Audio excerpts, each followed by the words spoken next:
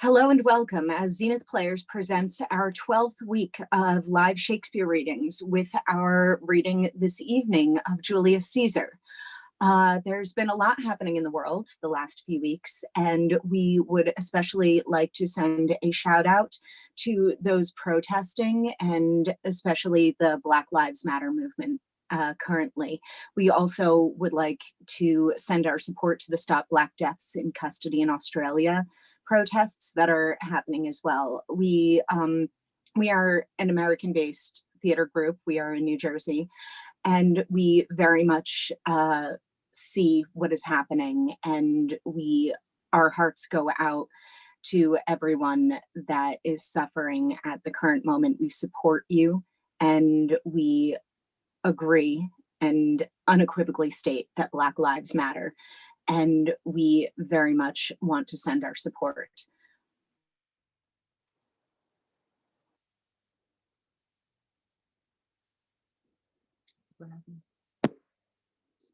With that being out of this might bring some distraction for those who need it during this current time, if you just need a break from things that are happening in this world. If you would like to be involved in a production, please send us a message at casting@zenithplayers.com or send us a Facebook message and we will get back to you. It's kind of the reality with the theater community that there are many productions that are dominated by white actors, and that is very much something that we would like to see change. We would like to see more actors of color. We would like to see more actors of different abilities, different actors playing roles that would typically not be awarded to them in the standard theater world. That's also another reason we have currently an all-female or non-binary production of Julius Caesar that is happening this evening. It's very much because we want to see change happen within our own community, within our theater community. It has been in our mission statement with Zenith Players from day one that we are a theater group that is open to actors of all genders, ethnicities, backgrounds, abilities, and we want to see you on the stage, even if it is a Zoom stage. So if you are an actor of color, please send us a message. We would love to have you join one of our readings. I am very thankful to our friend, Your Friendly Neighborhood Shakespeare Approves, for giving us constant shout outs, constant support, and for sharing our stream.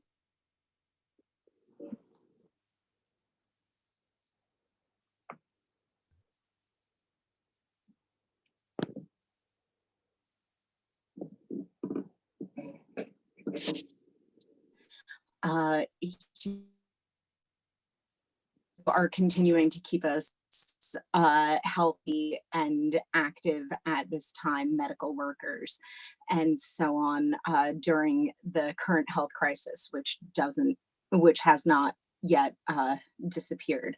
For more information about Zenith Players, who we are, what we do, and our totally volunteer organization, please check out our website, zenithplayers.com. Feel free to check out our donations page. 100% of all donations go toward production costs, which right now just goes toward the various subscriptions that allow for these readings to continue to take place.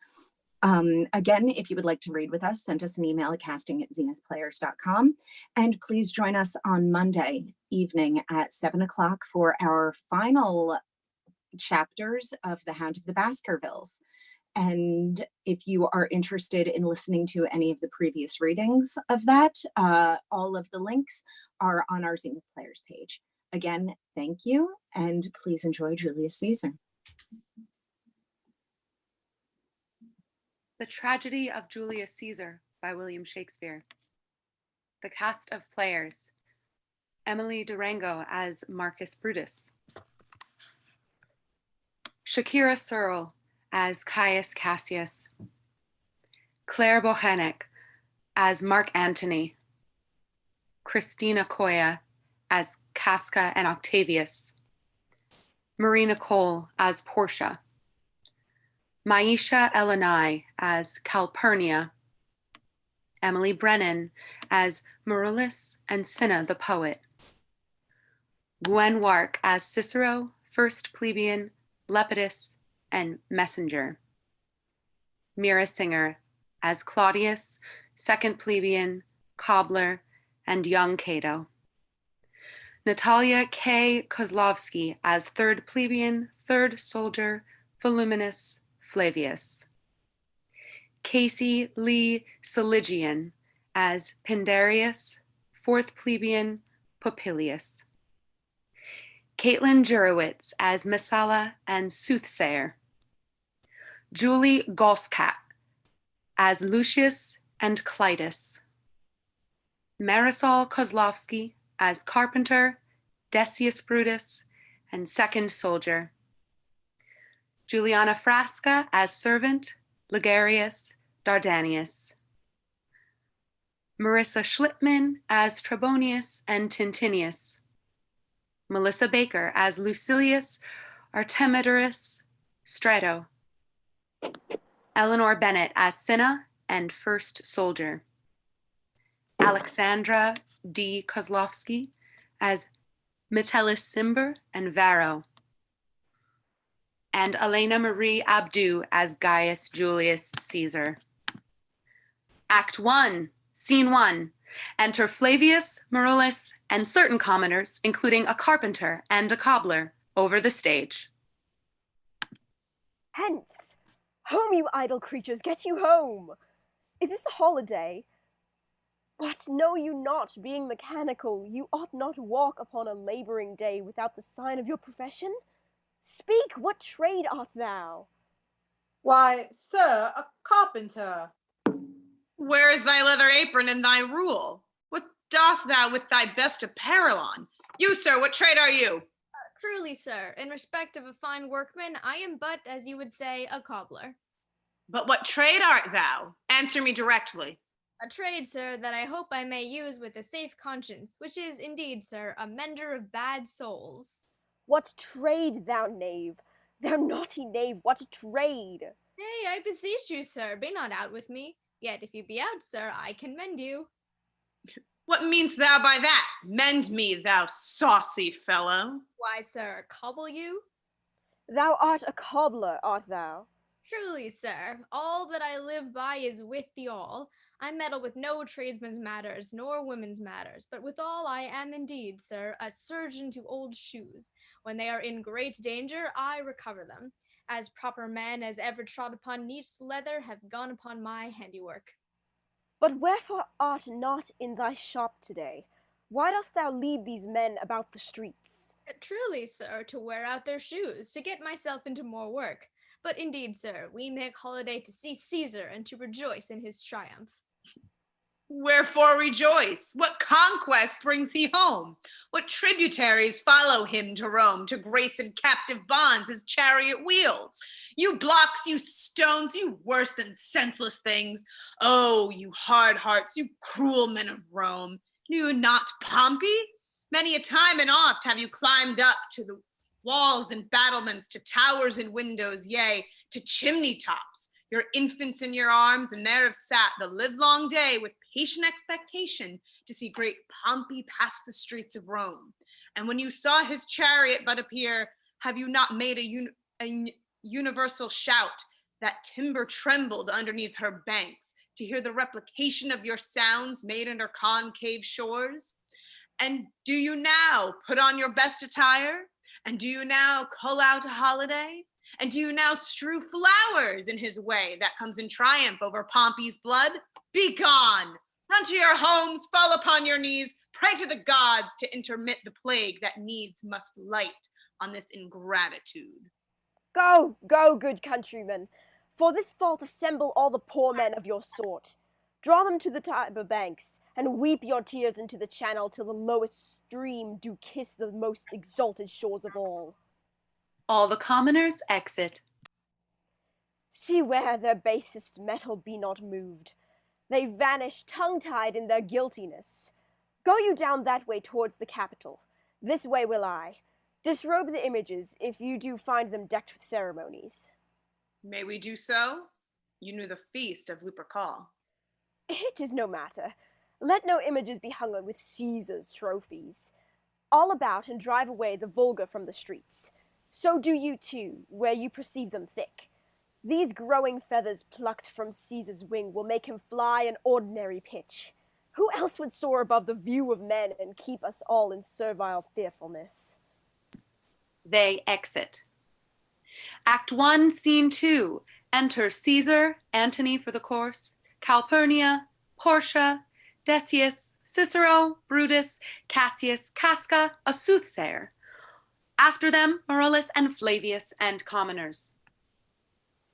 Calpurnia, Peace. Ho! Caesar speaks. Calpurnia.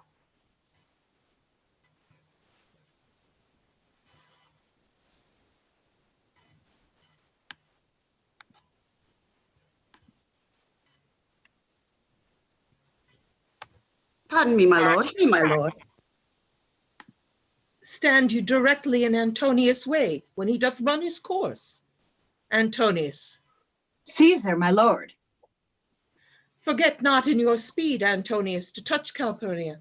For our elders say the barren, touch it in this holy chase, shake off their sterile curse. I shall remember. When Caesar says, do this, it is performed. Set on, and leave no ceremony out. Caesar. Ah, who calls? Bid every noise be still. Peace yet again. Who is it in the press that calls on me? I hear a tongue shriller than all the music cry Caesar. Speak, Caesar is turned to hear. Beware the Ides of March. What man is that?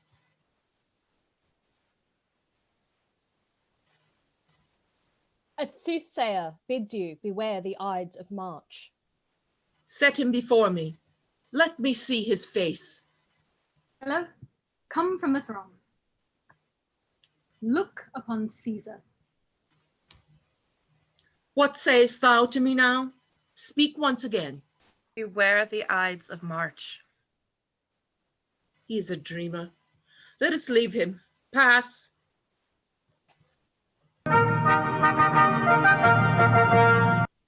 All but Brutus and Cassius exit. Will you go to see the order of the course? Not I. I pray you. I am not gamesome. I do lack some part of that quick spirit that is in Antony. Let me not hinder, Cassius, your desires. I'll leave you.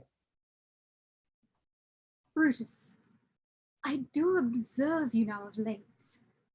I have not from your eyes that gentleness and show of love as I was wont to have. You bear too stubborn and astray too strange a hand over your friend that loves you. Cassius, be not deceived. If I have veiled my look, I turn the trouble of my countenance merely upon myself. Vexed I am of late with passions of some difference, conceptions only proper to myself, which give some soil, perhaps, to my behaviours. But let not therefore my good friends be grieved, among which number, Cassius, be you one, nor construe any further neglect than that poor Brutus, with himself at war, forgets the show of love to other men. Then, Brutus, I have much mistook your passion, by means whereof this breast of mine hath buried thoughts of great value, worthy cogitations. Tell me, good Brutus, can you see your face? No, Cassius, for the eye sees not itself, but by reflection, by some other things. 'Tis just, and it is very much lamented, Brutus, that you have no such mirrors as will turn your hidden worthiness into your eye, that you might see your shadow. I have heard where many of the best respect in Rome, except immortal Caesar, speaking of Brutus and groaning underneath this age's yoke, have wished that noble Brutus had his eyes. Into what dangers would you lead me, Cassius, that you would have me seek into myself for that which is not in me? Therefore, good Brutus, be prepared to hear.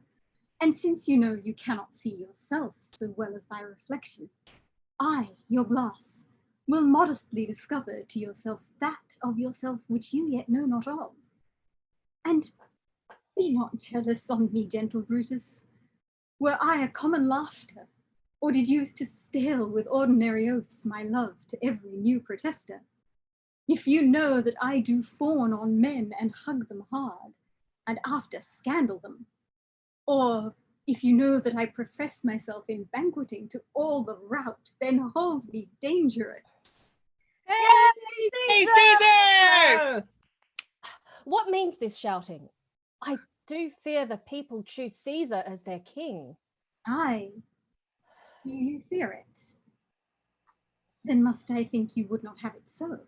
I would not, Cassius, yet I love him well. But wherefore do you hold me here so long? What is it that you would impart to me? If it be aught toward the general good, set honor in one eye and death in the other, and I will look on both indifferently. For let the gods so speed me as I love the name of honor more than I fear death. I know that virtue to be in you, Brutus, as well as I do know your outward favor. Well, honor is the subject of my story. I cannot tell what you and other men think of this life, but for my single self, I had as lief not be as live to be in awe of such a thing as I myself. I was born free as Caesar, so were you. We both have fed as well. We can both endure the winter's cold as well as he. For once, upon a raw and gusty day, the troubled Tiber chafing with her shores, Caesar said to me, "Darest thou, Cassius, now leap in with me into this angry flood and swim to yonder point?" Upon the word, accoutred as I was, I plunged in and bade him follow. So indeed he did. The torrent roared, and we did buffet it with lusty sinews, throwing it aside and stemming it with hearts of controversy. But ere we could arrive the point proposed, Caesar cried, "Help me, Cassius, or I sink!" I, as Aeneas, our great ancestor, did from the flames of Troy upon his shoulder the old Anchises bear, so from the waves of Tiber did I the tired Caesar. And this man is now become a god, and Cassius is a wretched creature, and must bend his body if Caesar carelessly but nod on him. He had a fever when he was in Spain, and when the fit was on him, I did mark how he did shake. 'Tis true, this god did shake.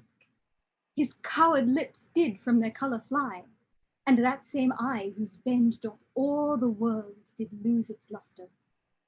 I did hear him groan.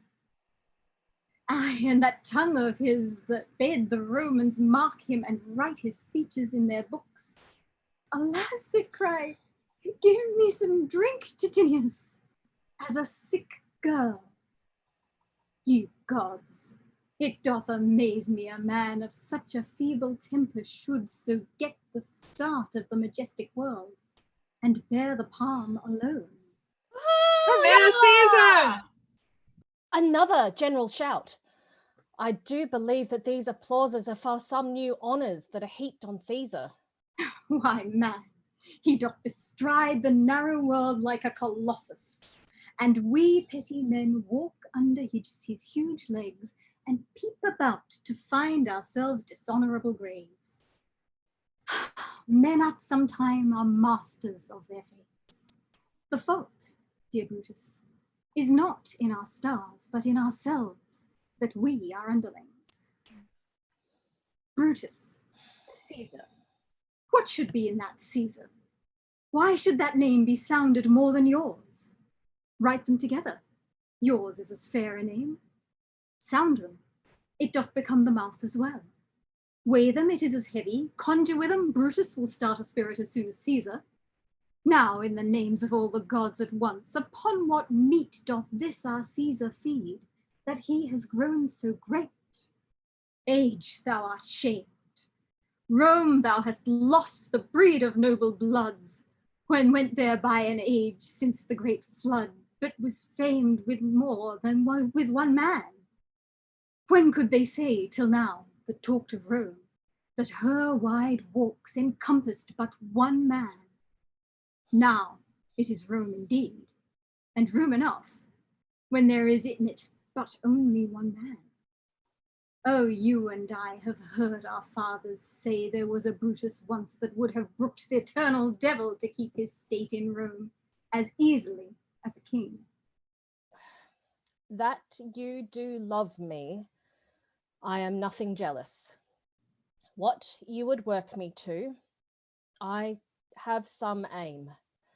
How I have thought of this, and of these times I shall recount thereafter. For this present, I would not.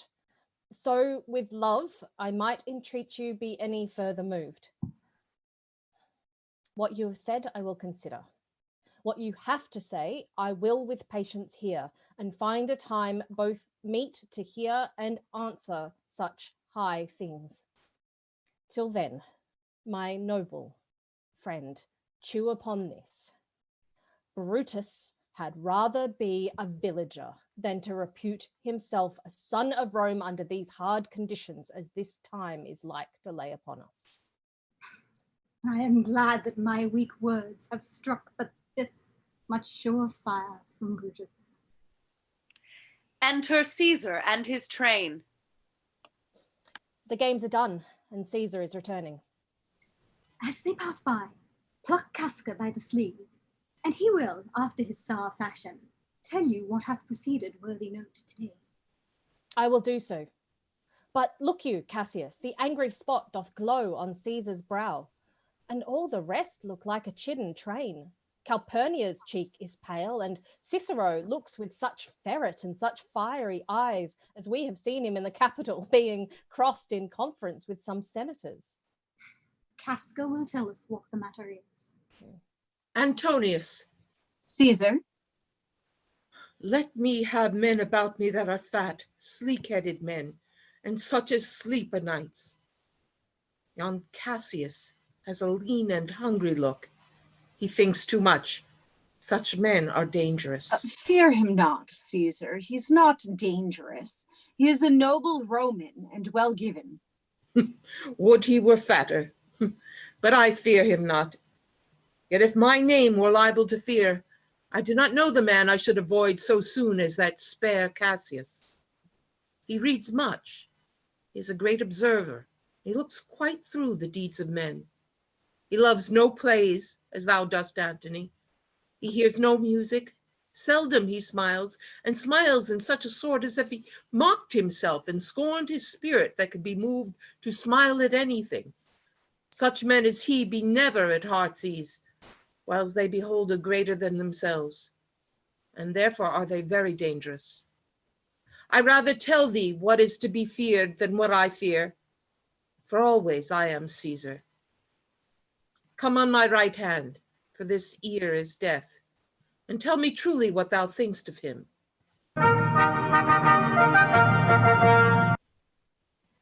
Caesar and his train exit, but Casca remains behind. You pulled me by the cloak. Would you speak with me? Aye, Casca, tell us what hath chanced today that Caesar looks so sad. You were with him, were you not? I should not then ask Casca what had chanced. Why, there was a crown offered him, and being offered him, he put it by with the back of his hand thus, and then the people fell a-shouting. What was the second noise for? Why, for that too. They shouted thrice. What was the last cry for? Why, for that too. Was the crown offered him thrice? Aye, marry, wast, and he put it by thrice, every time gentler than the other, and at every putting by, mine honest neighbors shouted. Who offered him the crown? Why, Antony. Tell us the manner of it, gentle Casca. I can as well be hanged as tell the matter of it.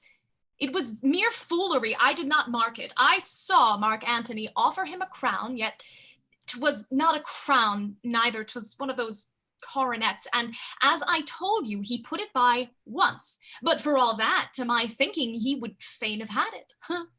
Then he offered it to him again. Then he put it by again, but to my thinking, he was very loath to lay his fingers off it. And then he offered it the third time. He put it the third time by, and still, as he refused it, the rabblement hooted and clapped their chapped hands and threw up their sweaty nightcaps and uttered such a deal of stinking breath because Caesar refused the crown that it had almost choked Caesar, for he swooned and fell down at it. And for mine own part, I durst not laugh for fear of opening my lips and receiving the bad air. But soft, I pray you. What? Did Caesar swoon?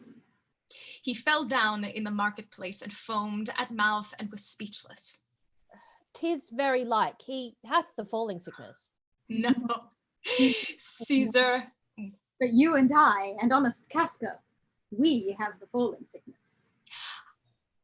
I know not what you mean by that, but I am sure Caesar fell down.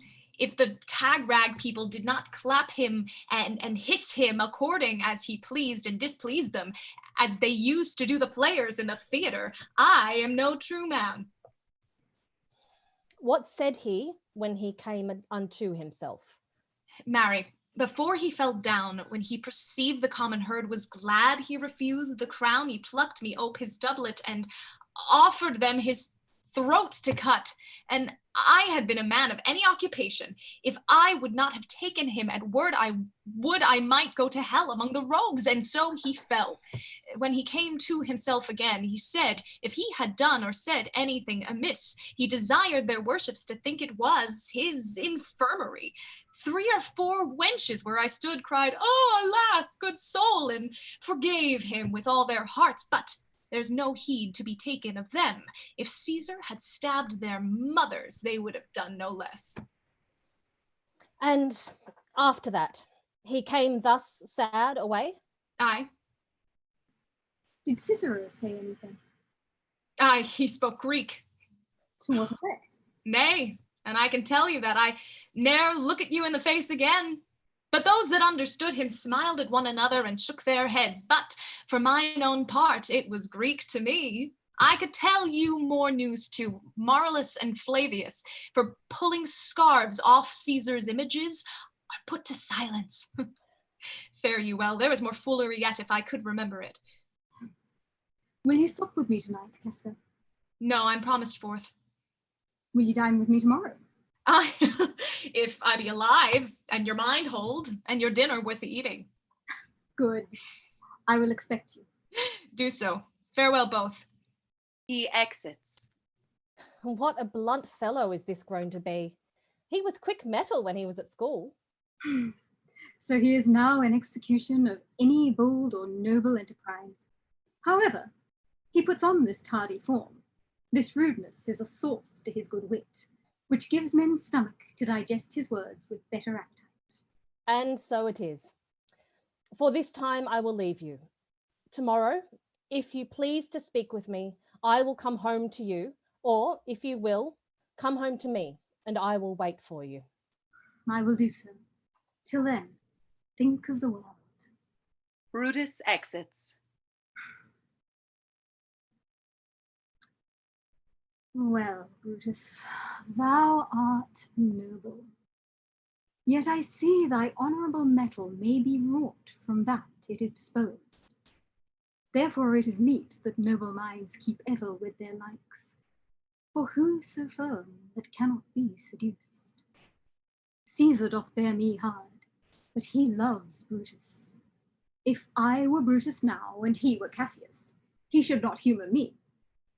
I will this night, in several hands in at his windows throw, as if they came from several citizens, writings, all tending to the great opinion that Rome holds of his name, wherein obscurely Caesar's ambition shall be glanced at. And after this, let Caesar seat him sure, for we will shake him, or worse days endure. He exits. Act 1, Scene 3. Enter Casca and Cicero.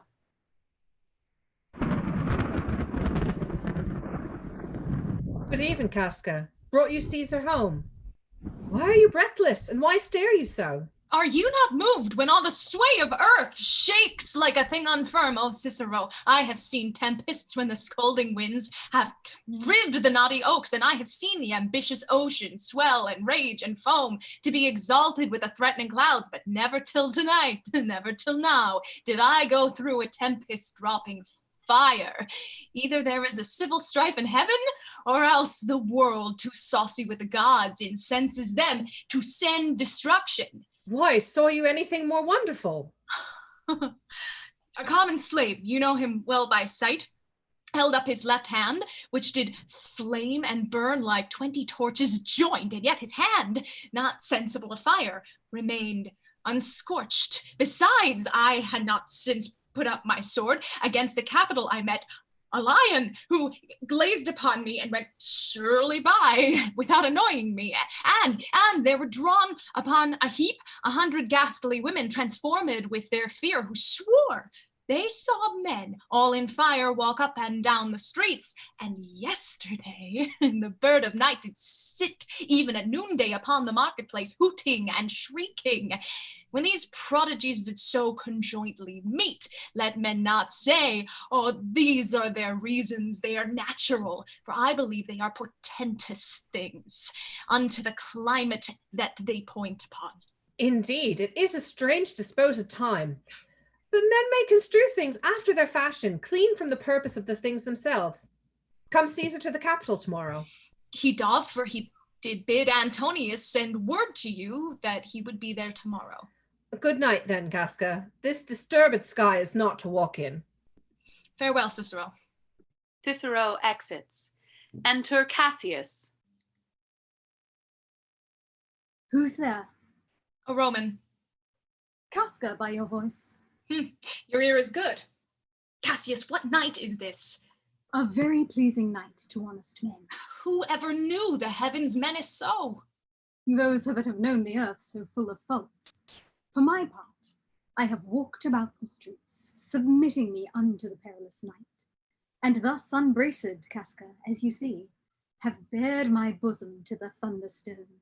And when the cross-blue lightning seemed to open the breast of heaven, I did present myself even in the aim and very flash of it. But wherefore did you so much tempt the heavens? It is the part of men to fear and tremble when the most mighty gods by token send such dreadful heralds to astonish us.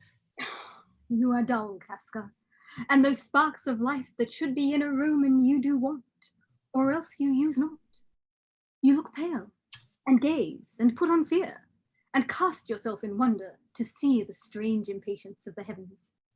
But if you would consider the true cause why all these fires, why all these gliding ghosts, why birds and beasts from quality and kind, why old fools, men and children calculate, why all these things change from their ordinance, their natures, and preformed faculties to monstrous quality, why, you shall find that heaven hath infused them with these spirits, to make them instruments of fear and warning unto some monstrous state.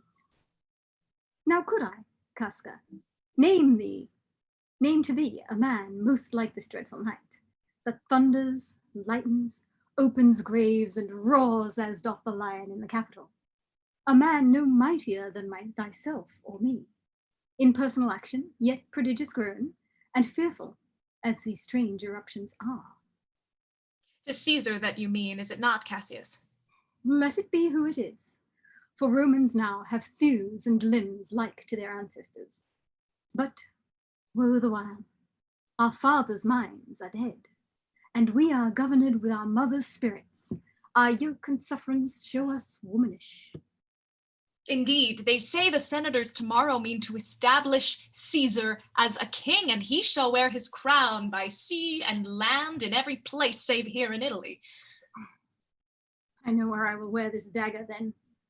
There Cassius from bondage will deliver Cassius. Therein, you gods, you make the weak most strong. Therein, you gods, you tyrants do defeat.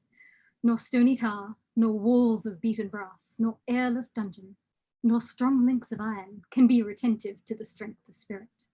But life, being weary of these worldly bars, never lacks power to dismiss itself.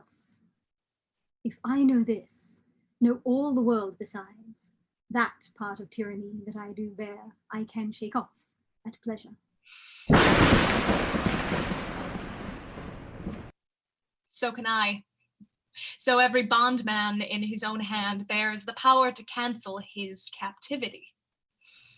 And why should Caesar be a tyrant then? Poor man. I know he would not be a wolf, but that he sees the Romans are but sheep. He were no lion, were not the Romans hinds. Those that with haste will make a mighty fire begin it with weak straws. What trash is Rome? What rubbish, and what offal when it serves for the base matter to illuminate so vile a thing as Caesar? But oh grief, where hast thou led me? I perhaps speak this before a willing bondman. Then I know my answer must be made. But I am armed, and dangers are to me indifferent. You speak to Casca, and to such a man that is no fleeting telltale. Hold my hand. Be factious for redress of all these griefs, and I will set this foot of mine as far as who goes farthest. There's a bargain made. Now know you, Casca, I have moved already some certain of the noblest minded Romans to undergo with me an enterprise of honorable, dangerous consequence. And I do know by this that they stay for me in Pompey's porch. For now, this fearful night, there is no stir or walking in the streets, and the complexion of the element in favours like the work we have in hand, most bloody, fiery, and most terrible. Enter Cinna. Stand close a while, for here comes one in haste. 'Tis Cinna. I do know him by his gait. He is a friend. Cinna, where haste you, sir? To find out you. Who's that? Metellus Cimber? No, it is Casca, one incorporate to our attempts. Am I not stayed for, Cinna? I'm glad on it. What a fearful night this is. There's 2 or 3 of us have seen strange sights. Am I not stayed for? Tell me. Yes, you are. Oh, Cassius, if you could but win the noble Brutus to our party. Be you content, good Cinna. Take this paper, and look you lay it in the praetor's chair, where Brutus may but find it, and throw this in at his window. Set this up with wax upon old Brutus' statue. All this done, repair to Pompey's porch, where you shall find us. Is Decius Brutus and Trebonius there? All but Metellus Cimber, and he's gone to seek you at your house. Well, I will hie and so bestow these papers as you bade me. That done, repair to Pompey's theatre. Cinna exits. Come, Casca. You and I will yet ere day see Brutus at his house.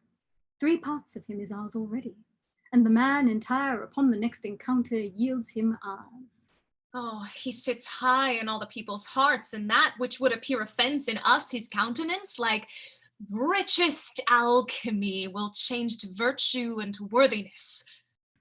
Him and his worth and our great need of him, you have right well conceited. Let us go, for it is after midnight, and ere day we will awake him and be sure of him. They exit. Act 2, Scene 1. Enter Brutus in his orchard. What, Lucius? Ho! I cannot by the progress of the stars give guess how near today. Lucius, I say. I would were my fault to sleep so soundly. When, Lucius, when? Awake, I say. What, Lucius? Enter Lucius. Called you, my lord? Get me a taper in my study, Lucius.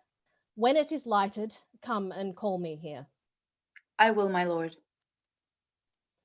He exits. It must be by his death. And for my part, I know no personal cause to spurn at him, but for the general. he would be crowned. How that might change his nature, there's the question. It is the bright day that brings forth the adder, and that craves wary walking. Crown him that, and then I grant we put a sting in him that at his will he may do danger with. The abuse of greatness is when it disjoins remorse from power. And to speak truth of Caesar, I have not known when his affection swayed more than his reasons. But 'tis a common proof that lowliness is young ambition's ladder, whereto the climber upward turns his face. But when he once attains the utmost round, he then unto the ladder turns his back, looks in the clouds, scorning the base degrees by which he did ascend.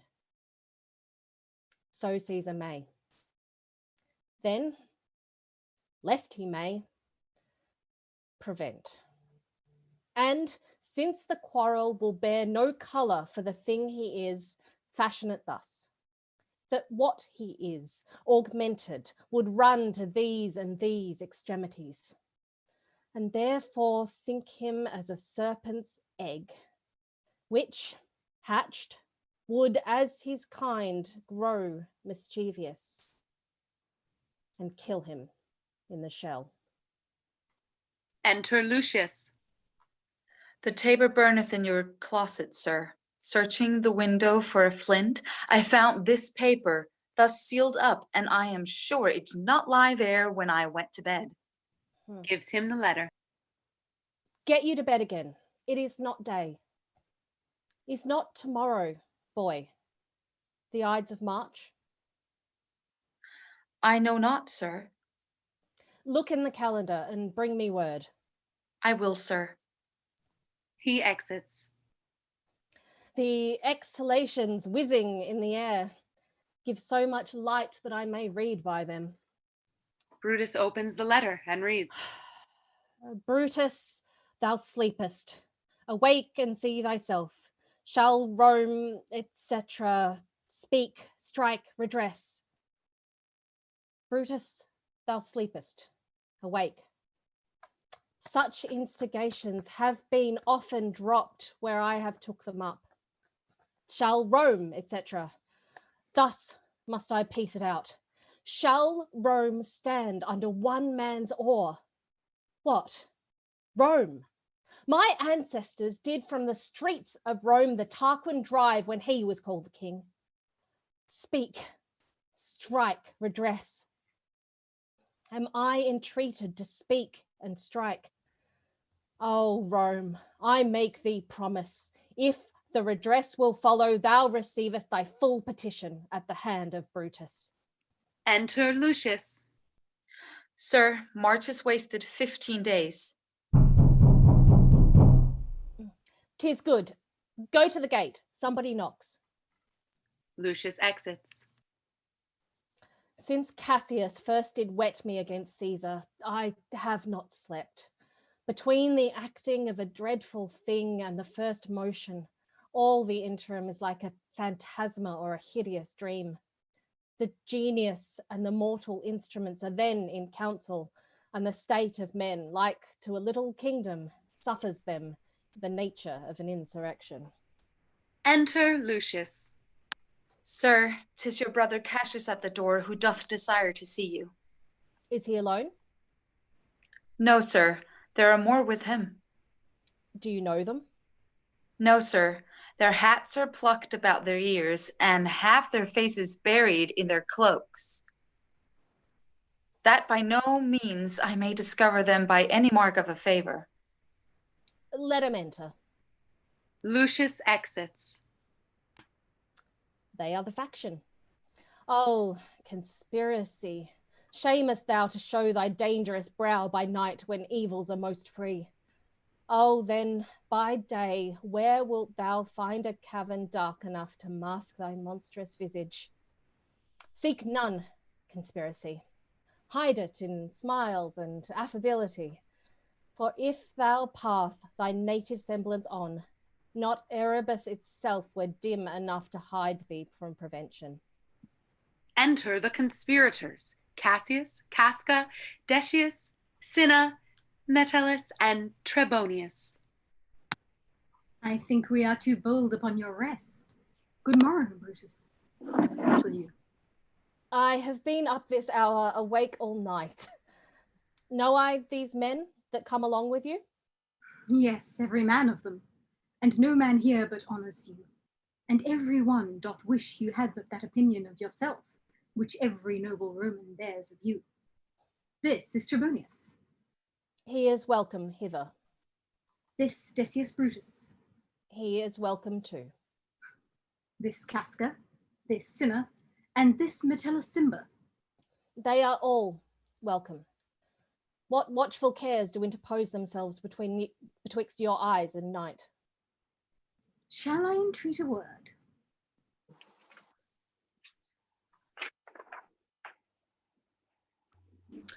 Here lies the east. Does not the day break here? No. Oh, pardon, sir, it doth. And yon grey lines that fret the clouds are messengers of day. Oh, you shall confess that you are both deceived. Here, as I point my sword, the sun arises, which is a great way growing on the south, weighing the youthful season of the year. Some 2 months hence, up higher toward the north, he first presents his fire, and the high east stands as the capital directly here. Give me your hands all over, one by one. And let us swear our resolution. No, not an oath. If not the face of men, the sufferance of our souls, the time's abuse. If these be motives weak, break off betimes and every man hence to his idle bed. So let high-sighted tyranny range on till every man drop by lottery. But if these, as I am sure they do, bear fire enough to kindle cowards and to steal with valor the melting spirits of women, then, countrymen, what need we any spur but our own cause to prick us to redress? What other bond than secret Romans that have spoke the word and will not palter? And what other oath than honesty to honesty engaged than this shall be or we will fall for it? Swear, priests and cowards and men Cotellius, old feeble carrions, and such suffering souls that welcome wrongs. Unto bad causes swear such creatures as men doubt. But do not stain the even virtue of our enterprise, nor the insuppressive metal of our spirits, to think that, or our cause or our performance did need an oath, when every drop of blood that every Roman hears and nobly bears is guilty of a several bastardry, if he do break the smallest particle of any promise that hath passed from him. But what of Cicero? Shall we sound him? I think he will stand very strong with us. Let us not leave him out. No, by no means. Oh, let us have him, for his silver hairs will purchase us a good opinion, and by men's voices to commend our deeds. It shall be said his judgment ruled our hands. Our youths and wildness shall no whit appear, but all be buried in his gravity. Oh, name him not. Let us not break with him, for he will never follow anything that other men begin. Then leave him out. Indeed, he is not fit.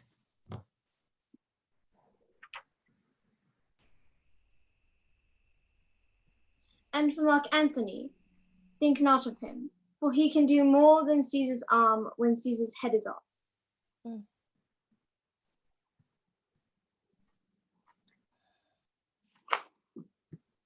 Yet I feel him, for in the engrafted love he bears to Caesar.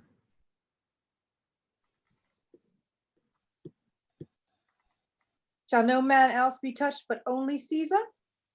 Decius well urged. I think it is not meet. Mark Antony, so well beloved of Caesar, should outlive Caesar.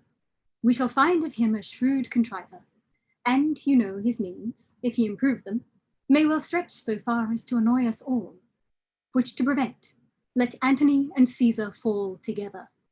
Our course will seem too bloody.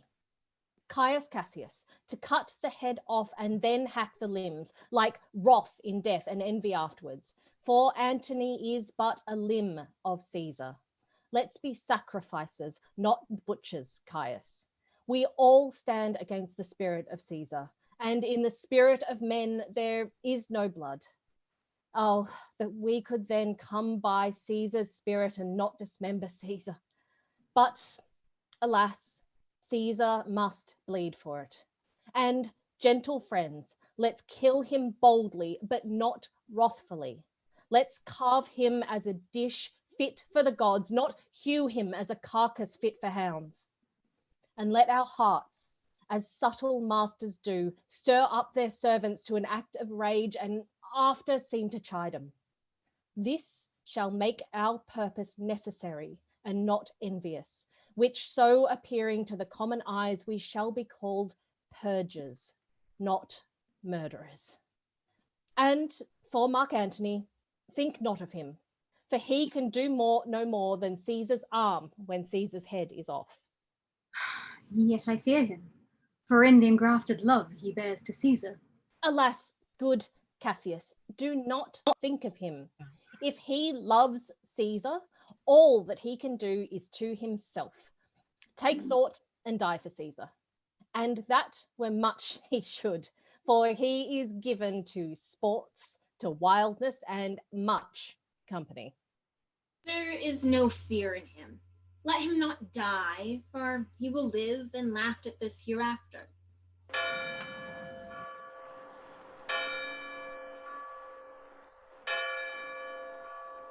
Peace, count the clock. The clock hath stricken 3.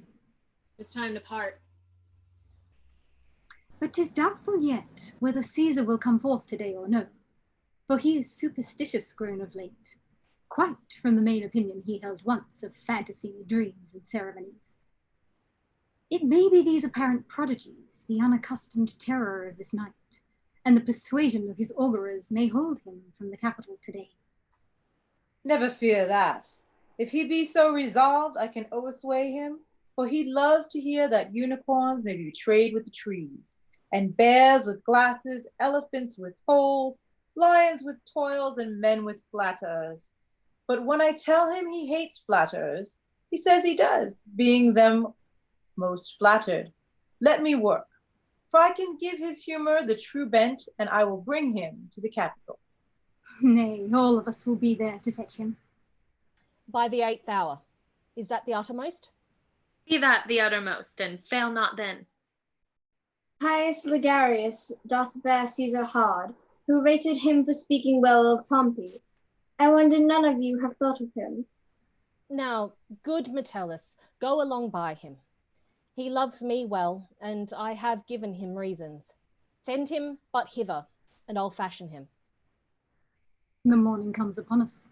We'll leave you, Brutus, and friends, disperse yourselves, but all remember what you have said, and show yourselves true Romans.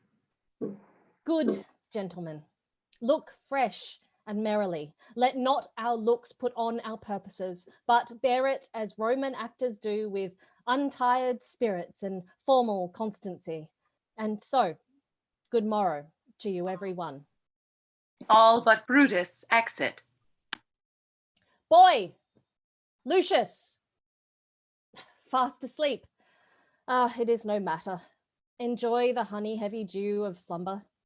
Thou hast no figures, nor no fantasies, which busy care draws in the brains of men. Therefore thou sleepest so sound. Enter Portia. Brutus, my lord. Portia, what mean you? Wherefore rise you now? It is not for your health thus to commit your weak condition to the raw cold morning. Nor for yours neither. You've ungently, Brutus, stole from my bed. And yesternight, at supper, you suddenly arose and walked out, musing and sighing, with your arms across, and when I asked you what the matter was, you stared upon me with ungentle looks. I urged you further, then you scratched your head and too impatiently stamped with your foot. Yet I insisted.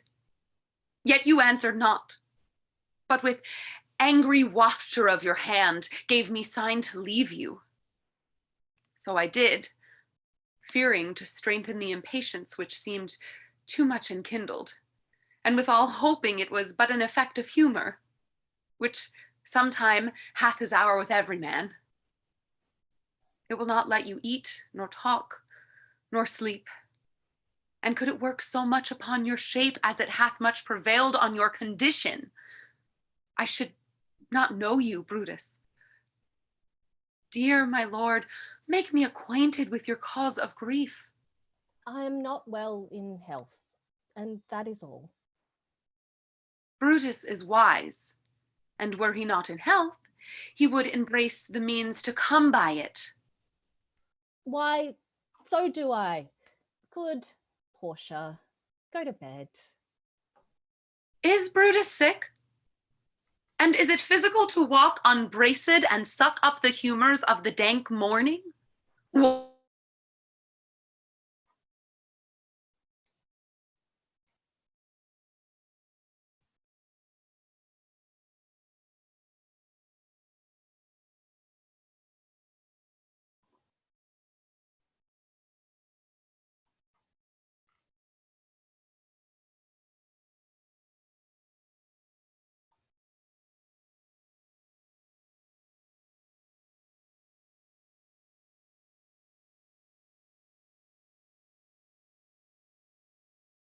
Which did incorporate and make us one, that you unfold to me yourself, your half, why you are heavy, and what men tonight have had resort to you, for here have been some 6 or 7 who did hide their faces even from darkness.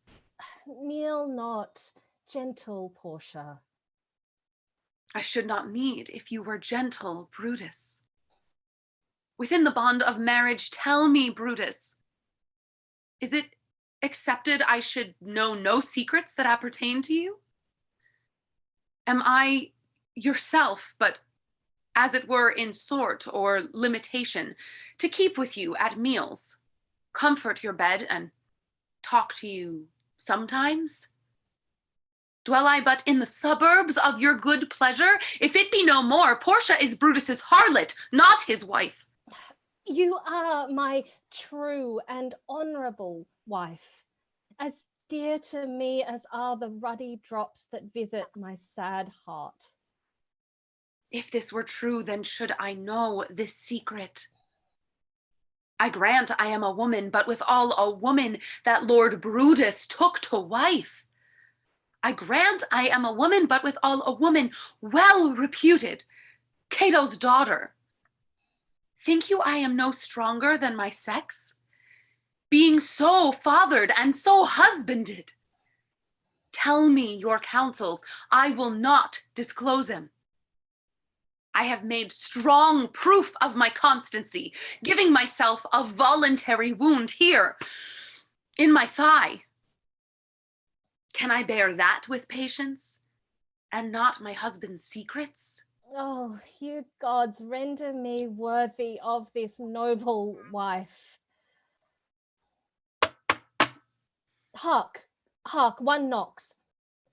Portia, go in a while, and by thy bosom shall partake the secrets of my heart. All my engagements I will construe to thee, all the charactery of my sad brows. Leave me with haste. Portia exits. Lucius, who's that knocks? Enter Lucius and Ligarius. Here's a sick man that would speak with you. Caius Ligarius, that Metellus spoke of. Boy, stand aside. Lucius exits. Caius Ligarius, how? Vouchsafe good morrow from a feeble tongue. Oh, what a time have chose out brave Caius to wear a kerchief. Would you were not sick. I am not sick if Brutus have in hand any exploit worthy of the name of honor. Such an exploit have I in hand, Ligarius. Have you a healthful ear to hear of it? By all the gods that Romans bow before, I here discard my sickness. Soul of Rome, brave son derived from honorable loins, thou, like an exorcist, had conjured up my mortified spirit. Now bid me run, and I will strive with things impossible. Yea, get the better of them. What's to do? A piece of work that will make sick men whole. But are not some whole that must we make sick? That must we also. What it is, my Caius, I shall unfold to thee as we are going to whom it must be done. Set on your foot, and with a heart new fired I follow you, to do I know not what, but it sufficeth. Thus, Brutus, lead me on. Follow me then. They exit. Act 2, Scene 2. Enter Julius Caesar in his nightgown. Nor heaven nor earth have been at peace tonight. Thrice hath Calpurnia in her sleep cried out, "Help, ho, they murder Caesar." Who's within? Enter a servant. My lord. Go bid the priests do present sacrifice and bring me their opinions of success. I will, my lord. He exits. Enter Calpurnia. What mean you, Caesar? Think you to walk forth? You shall not stir out of your house today. Caesar shall forth. The things that threatened me ne'er looked but on my back. When they shall see the face of Caesar, they are vanished. Caesar, I never stood on ceremonies, yet now they fright me. There is one within, besides the things that we have heard and seen, recounts the most horrid sights seen by the watch. A lioness hath whelped in the streets, and graves have yawned and yielded up their dead. Fierce, fiery warriors fought upon the clouds in ranks and squadrons in ripe form of war, which drizzled blood upon the Capitol. The noise of battle hurtled in the air. Horses did neigh, then dying men did groan, and ghosts did shriek and squeal about the streets. Oh, Caesar, these things are all beyond me, and I do fear them. What can be avoided whose end is purposed by the mighty gods? Yet Caesar shall go forth, for these predictions are to the world in general as to Caesar. When beggars die, there are no comets seen. The heavens themselves blaze forth the death of princes. Cowards die many times before their deaths. The valiant never taste of death but once. Of all the wonders that I yet have heard, it seems to me most strange that men should fear, seeing that death, a necessary end, will come when it will come. Enter a servant. What say the augurers? They would not have you to stir forth today. Plucking the entrails of an offering forth, they cannot find a heart within the beast. The gods do this in shame of cowardice. Caesar should be a beast without a heart if he should stay at home today for fear. No, Caesar shall not. Danger knows full well that Caesar is more dangerous than he. We are two lions littered in one day, and I the elder and more terrible, and Caesar shall go forth. Alas, my lord, your wisdom is consumed in confidence. Do not go forth today. Call it my fear that keeps you in the house and not your own. We'll send Mark Antony to the Senate house, and he shall say you're not well today. Let me upon my knees prevail in this. Mark Antony shall say I am not well, and for thy humor, I will stay at home. Enter Decius. Here's Decius Brutus. He shall tell them so. Caesar, all hail! Good morrow, worthy Caesar. I come to fetch you to the Senate house. And you are come in very happy time to bear my greetings to the senators, and tell them that I will not come today. Cannot is false, that I dare not falser. I will not come today. Tell them so, Decius. Say he is sick. Shall Caesar send a lie? Have I in conquest stretched mine arm so far to be afeard to tell greybeards the truth? Decius, go tell them Caesar will not come. Most mighty Caesar, let me know some cause, lest I be laughed at when I tell them so. The cause is in my own will. I will not come. That is enough to satisfy the Senate. But for your private satisfaction, because I love you, I will let you know. Calpurnia here, my wife, stays me at home. She dreamt tonight she saw my statue, which like a fountain with 100 spouts did run pure blood, and many lusty Romans came smiling and did bathe their hands in it. And these does she apply for warnings and portents and evils imminent, and on her knee hath begged that I will stay at home today. This dream is all a misinterpreted. It was a vision fair and fortunate. Your statue spouting blood in many pipes, in which so many smiling Romans bathed, signifies that from you great Rome shall suck reviving blood, and that great men shall press for tinctures, stains, relics, and cognizance. This is by Calpurnia's dream is signified. And this way have you well expounded it. I have, when you have heard what I can say, and know it now, the Senate hath concluded to give this day a crown to mighty Caesar. If you shall send them word you will not come, their minds may change. Besides, if it were mock apt to be rendered, for someone to say, break up the Senate till another time, when Caesar's wife shall meet with better dreams. If Caesar hide himself, shall they not whisper, lo, Caesar is afraid? Pardon me, Caesar, for my dear, dear love, to your proceeding bids me tell you this, and reason to my love is liable. How foolish do your fears seem now, Calpurnia. I am ashamed I did yield to them. Give me my robe, for I will go.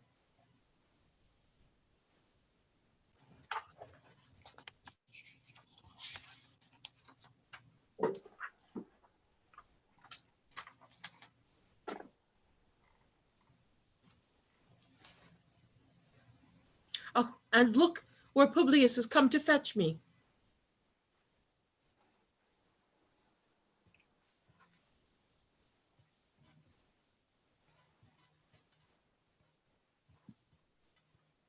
Good morrow, Caesar. Welcome, Publius. What, Brutus, are you stirred so early too? Good morrow, Casca. Caius Ligarius, Caesar was ne'er so much your enemy as that same ague which made you lean. What is 't o'clock? Caesar, 'tis struck an 8. I thank you for your pains and courtesy.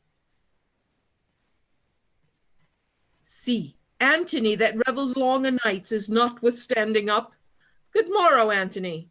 So to most noble Caesar. Bid them prepare within. I am to blame to be thus waited for. Now Cinna, now Metellus. What, Trebonius, I have an hour's talk in store for you. Remember that you call on me today. Be near me that I may remember you. Caesar, I will.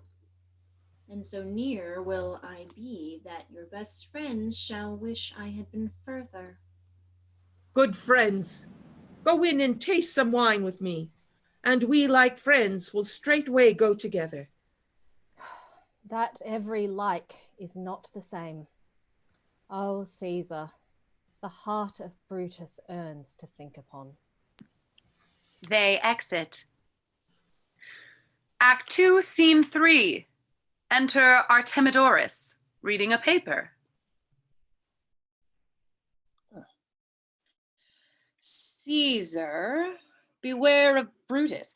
Take heed of Cassius. Come not near Casca. Have an eye to Cinna. Trust not Trebonius. Mark well Metellus timber. Decius Brutus loves thee not. Thou hast wronged Cassius Ligarius. There is but one mind in all these men, and it is bent against Caesar. If thou beest not immortal, look about you. Security gives way to conspiracy. The mighty gods defend thee. Thy lover, Artemidorus. Here will I stand till Caesar pass along, and as a suitor will I give him this. My heart laments that virtue cannot live out of the teeth of emulation. If thou read this, O Caesar, thou mayest live. If not, the fates with traitors do contrive. He exits. Scene 4. Enter Portia and Lucius. I prithee, boy, run to the Senate house. Stay not to answer me, but get thee gone. Why dost thou say? To know my errand, madam. I would have had thee there and here again ere I can tell thee what thou shouldst do there. Oh, Constancy, be strong upon my side. Set a huge mountain tween my heart and my tongue. I have a man's mind, but a woman's might. How hard it is for women to keep counsel. Art thou here yet? Madam, what should I do? Run to the capital and nothing else, and so return to you and nothing else? Yes. Bring me word, boy, if thy lord look well, for he went sickly forth. And take good note what Caesar doth, what suitors press to him. Hark, boy, what noise is that? I hear none, madam. Prithee, listen well. I heard a bustling rumor like a fray, and the wind brings it from the capital. Sooth, madam, I hear nothing. Enter the soothsayer. Come hither, fellow. Which way hast thou been? At mine own house, good lady. What is it, Colloch?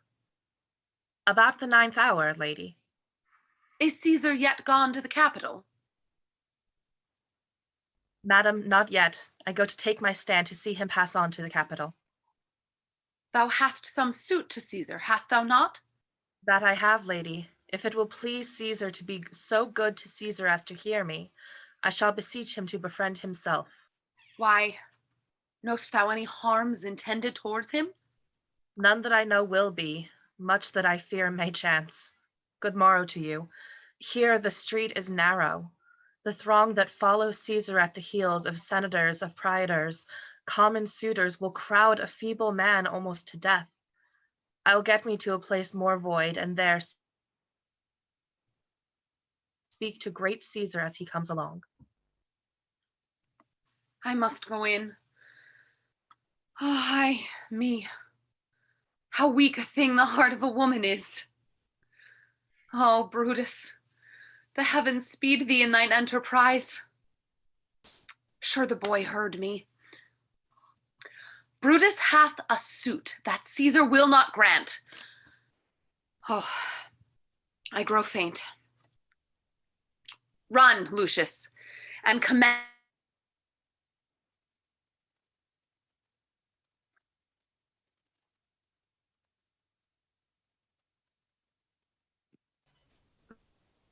Act 3, Scene 1.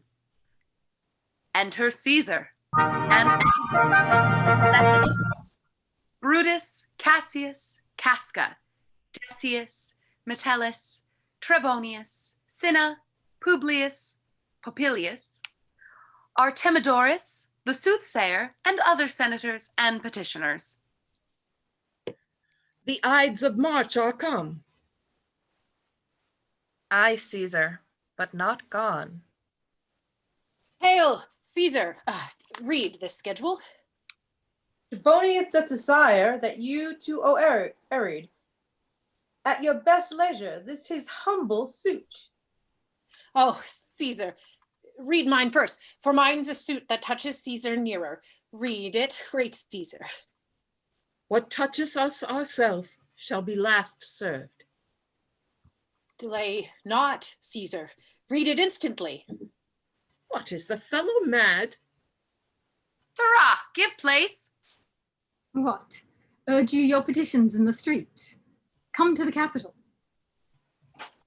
I wish your enterprise today may thrive. What enterprise, Popilius? Fare you well. What said Popilius Lena? He wished today our enterprise might thrive. I fear our purpose is discovered. Look how he makes to Caesar. Mark him. Casca, be sudden, for we fear prevention. Brutus, what shall be done? If this be known, Cassius or Caesar never shall turn back, for I will slay myself. Cassius, be constant. Popilius Lener speaks not of our purposes, for look, he smiles, and Caesar doth not change. Trebonius knows his time. For look you, Brutus, he draws Mark Antony out of the way. Trebonius and Antony exit. Where is Metellus Cimber? Let him go, and presently prefer his suit to Caesar. He is addressed. Press near and second him. Casca, you were the first that rears your hand. Are we all ready? What is now amiss that Caesar and his Senate must redress? Most high, most mighty, and most puissant Caesar, Metellus Cimber throws himself before the seat and humble heart. I must prevent thee, Cimber. These couchings and these lowly courtesies might fire the blood of ordinary men and turn preordinance and first decree into the law of children. Be not fond to think that Caesar bears such rebel blood that will be thawed from the true quality with that which melteth fools. I mean sweet words, low crooked curtsies, and base spaniel fawning.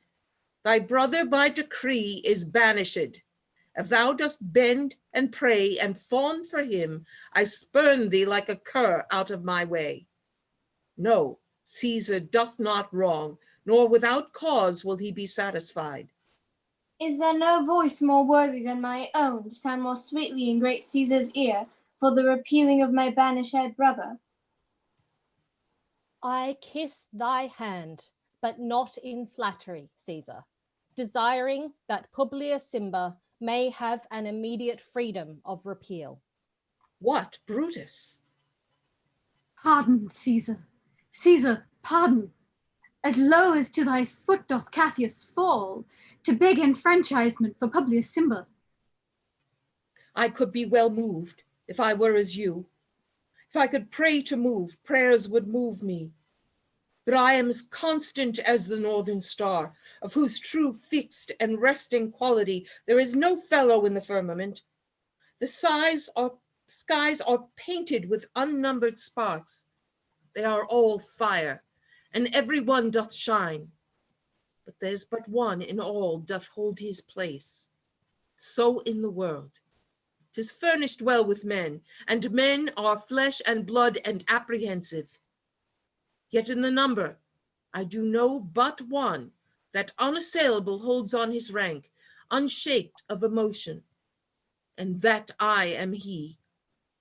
Let me a little show it, even in this, that I was constant, Cimber should be banished, and constant do remain to keep him so. Oh, Caesar. Hence, wilt thou lift up Olympus? Great Caesar. Doth not Brutus bootless kneel? Speak! Hands! For me! As Casca strikes, the others rise up and stab Caesar. Et tu, Brute, then fall, Caesar. He dies. Liberty! Freedom! Tyranny is dead! Run hence, proclaim, cry it about in the streets! Summon to the common pulpits and cry out, liberty, freedom, and enfranchisement. People and senators, be not affrighted. Fly not, stand still. Ambition's debt is paid. Go to the pulpit, Brutus. And Cassius too. Where's Publius? Here, confounded with this mutiny. Stand fast together, lest some friend of Caesar's should chance. Talk not of standing. Publius, good cheer. There is no harm intended to your person, nor to no Roman else. So tell them, Publius. And leave us, Publius, lest the people rushing in on us should do your age some mischief. Do so, and let no man abide this deed but we, the doers. All but the conspirators exit. Enter Trebonius. Where is Antony? Fled to his house amazed. Men, wives, and children stare, cry out, and run as if it was doomsday. Fates, we will know your pleasures. That we shall die, we know. 'Tis but the time and drawing days out that men stand upon. Why, he that cuts off 20 years of life cuts off so many years of fearing death. Grant that, and then is death our benefit. So are we Caesar's friends that have abridged his time of fearing death. Stoop, Romans, stoop, and let us bathe our hands in Caesar's blood up to the elbows, and besmear our swords. Then walk we forth even to the marketplace, and waving our red weapons o'er our hands, let us all cry out, peace, liberty, and freedom.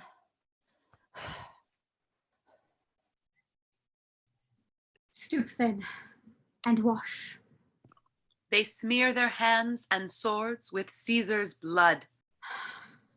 How many ages hence shall this our lofty scene be acted over, in states unborn and accents yet unknown? How many times shall Caesar bleed in sport, that now on Pompey's basis lies along no worthier than dust? So oft as that shall be, so often shall the knot of us be called the men that gave their country liberty. What, shall we forth? Aye, every man away. Brutus shall lead, and we will grace his heels with the most boldest and best hearts of Rome. Enter a servant. Soft, who comes here? A friend of Antony's. Thus, Brutus, did my master bid me kneel. Thus did Mark Antony bid me fall down. And being prostrate, thus he bade me say, Brutus is noble, wise, valiant, and honest.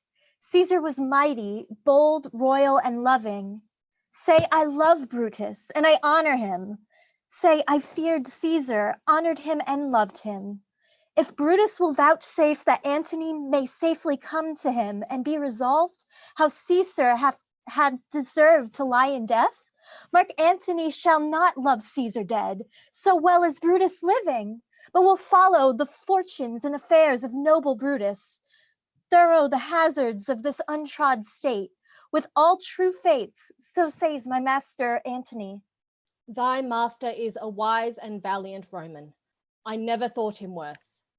Tell him, so please him to come unto this place, he shall be satisfied, and by my honor, depart untouched. I'll fetch him presently. Servant exits. I know that we shall have him well to friend. I wish we may, but yet I have a mind that fears him much, and my misgiving still falls shrewdly to the purpose. Enter Antony. But here comes Antony. Welcome, Mark Antony. Almighty Caesar, dost thou lie so low? Are all thy conquests, glories, triumphs, spoils shrunk to this little measure? Fare thee well. I know not, gentlemen, what you intend. Who else must be let blood? Who else's rank? If I myself, there is no hour so fit as Caesar's death's hour, nor no instrument of half that worth as those your swords made rich with the most noble blood of all this world. I do beseech you, if you bear me hard, now whilst your purpled hands do reek and smoke, fulfill your pleasure. Live 1,000 years, I shall not find myself so apt to die. No place will please me so, no mean of death, as here, by Caesar, and by you cut off, the choice and master spirits of this age. Oh, Antony, beg not your death of us, though now we must appear bloody and cruel, as by our hands and this our present act you see we do. Yet see you but our hands, and this the bleeding business they have done. Our hearts you see not, they are pitiful, and pity to the general wrong of Rome, as fire drives out fire, so pity hath done this deed on Caesar. For your part, To you, our swords have leaden points, Mark Antony. Our arms in strength of malice and our hearts of brothers' temper do receive you in with all kind love, good thoughts, and reverence. Your voice shall be as strong as any man's in disposing of new dignities. Only be patient till we have appeased the multitude beside themselves with fear, and then we will deliver you the cause why I, that did love Caesar when I struck him, have thus proceeded. I do not doubt of your wisdom. Let each man render me his bloody hand. First, Marcus Brutus, will I shake with you. Next, Caius Cassius, do I take your hand. Now Decius Brutus, yours, now yours. Metellus, yours, Cinna. And my valiant Casca, yours, though last not least in love, yours, good Trebonius. Gentlemen all, alas, what shall I say? My credit now stands on such slippery ground that one of two bad ways you must conceit me. Either a coward or a flatterer. But I did love thee, Caesar, oh, 'tis true.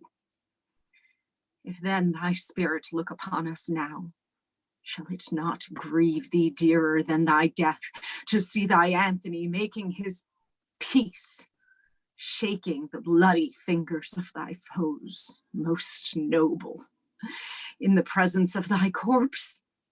Had I as many eyes as thou hast wounds, weeping as fast as they stream forth thy blood, it would become me better than to close in terms of friendship with thine enemies. Pardon me, Julius. Here wast thou bade, brave heart. Here didst thou fall, and here thy hunter stand, signed in thy spoil and crimsoned in thy lip. O world, thou wast the forest to this heart, and this indeed, O world, the heart of thee, how like a deer, strucken by many princes, dost thou here lie. Mark Antony. Pardon me, Caius Cassius. The enemies of Caesar shall say this, then in a friend it is cold modesty. I blame you not for praising Caesar so. But what compact mean you to have with us? Will you be pricked in number of our friends? Or shall we on and not depend on you? Therefore I took your hands, but was indeed swayed from the point by looking down on Caesar. Friends, I am with you all, and love you all, upon this hope that you shall give me reasons why and wherein Caesar was dangerous. Or else were this a savage spectacle.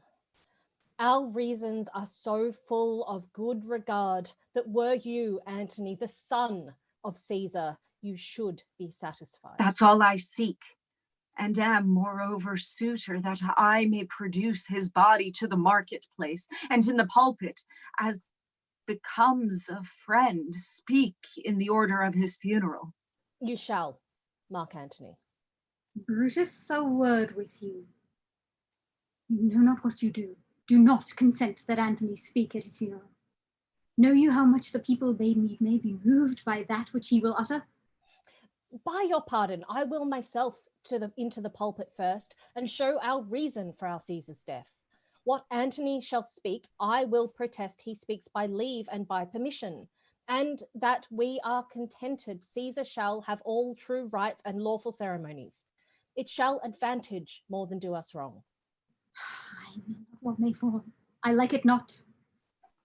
Mark Antony, here, take you Caesar's body. You shall not in your funeral speech blame us, but speak all good you can devise of Caesar, and say you do it by our permission. Else shall you not have any hand at all about his funeral. And you shall speak in the same pulpit whereto I am going after my speech is ended. Be it so. I do desire no more. Prepare the body then, and follow us. All but Antony exit. Oh, Pardon me, thou bleeding piece of earth, that I am meek and gentle with these butchers. Thou art the ruins of the noblest man that ever lived in the tide of times. Woe to the hand that shed this costly blood. Over thy wounds now I do prophesy, which like dumb mouths do ope their ruby lips to beg the voice and utterance of my tongue. A curse shall light upon the limbs of men. Domestic fury and fierce civil strife shall cumber all the parts of Italy. Blood and the destruction shall be so in use, and dreadful objects so familiar that mothers shall but smile when they behold their infants quartered with the hands of war. All pity choked with custom of fell deeds, and Caesar's spirit raging for revenge, with 8 by his side come hot from hell, shall in these confines with monarch's voice cry havoc and let slip the dogs of war, that this foul deed shall smell above the earth, with carrion men groaning for burial.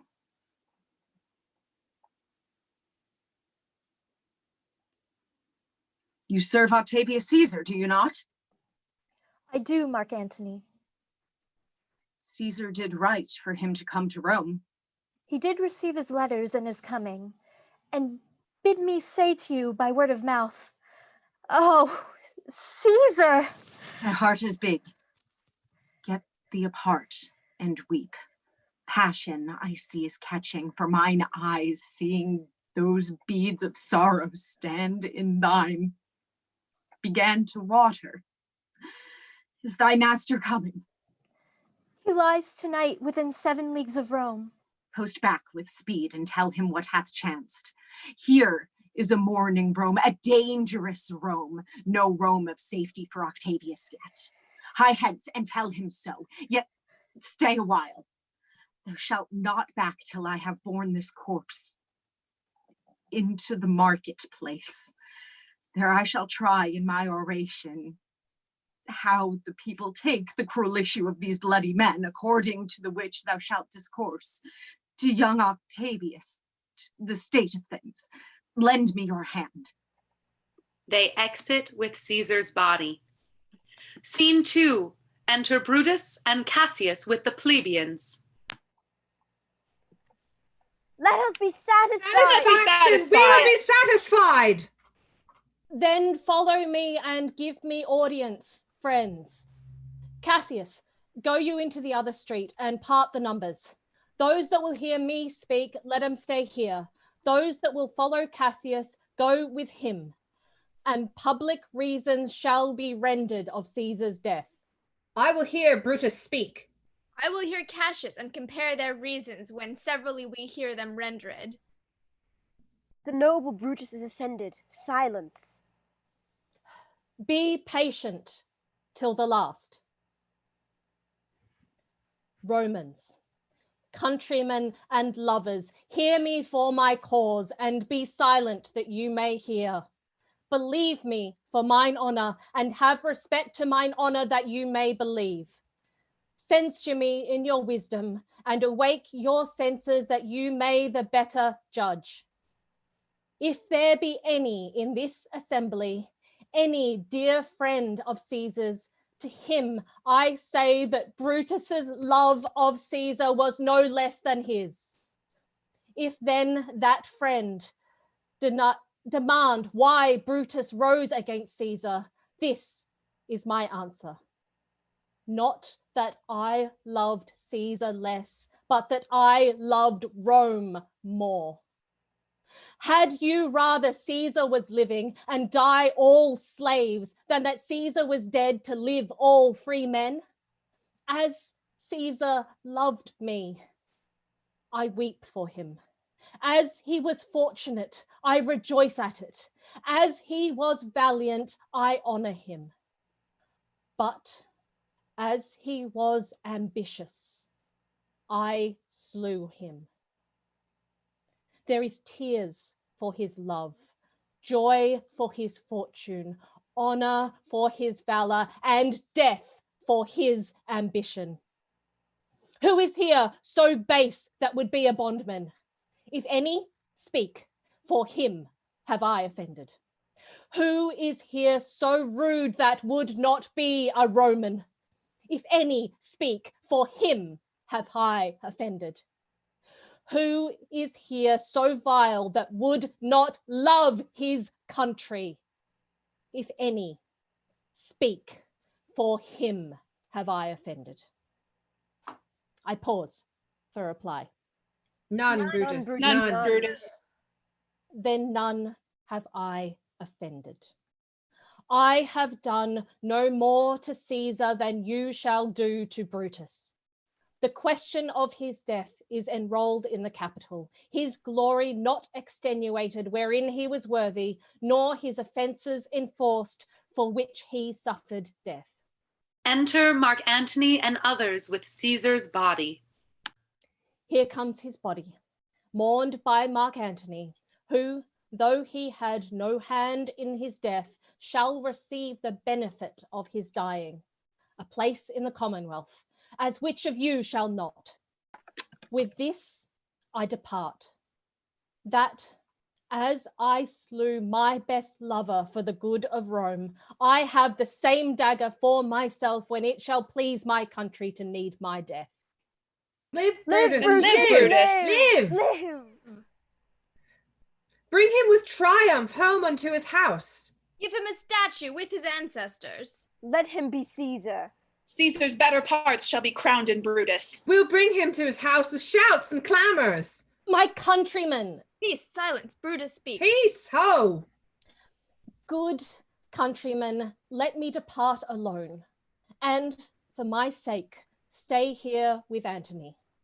Do grace to Caesar's corpse and grace his speech tending to Caesar's glory, which Mark Antony, by our permission, is allowed to make. I do entreat you, let not a man depart, save I alone, till Antony have spoke. He descends and exits. Stay, ho, and let us hear Mark Antony. Let him go up into the public chair. Go up. Go on, Antony. Go up, go up. Noble Anthony.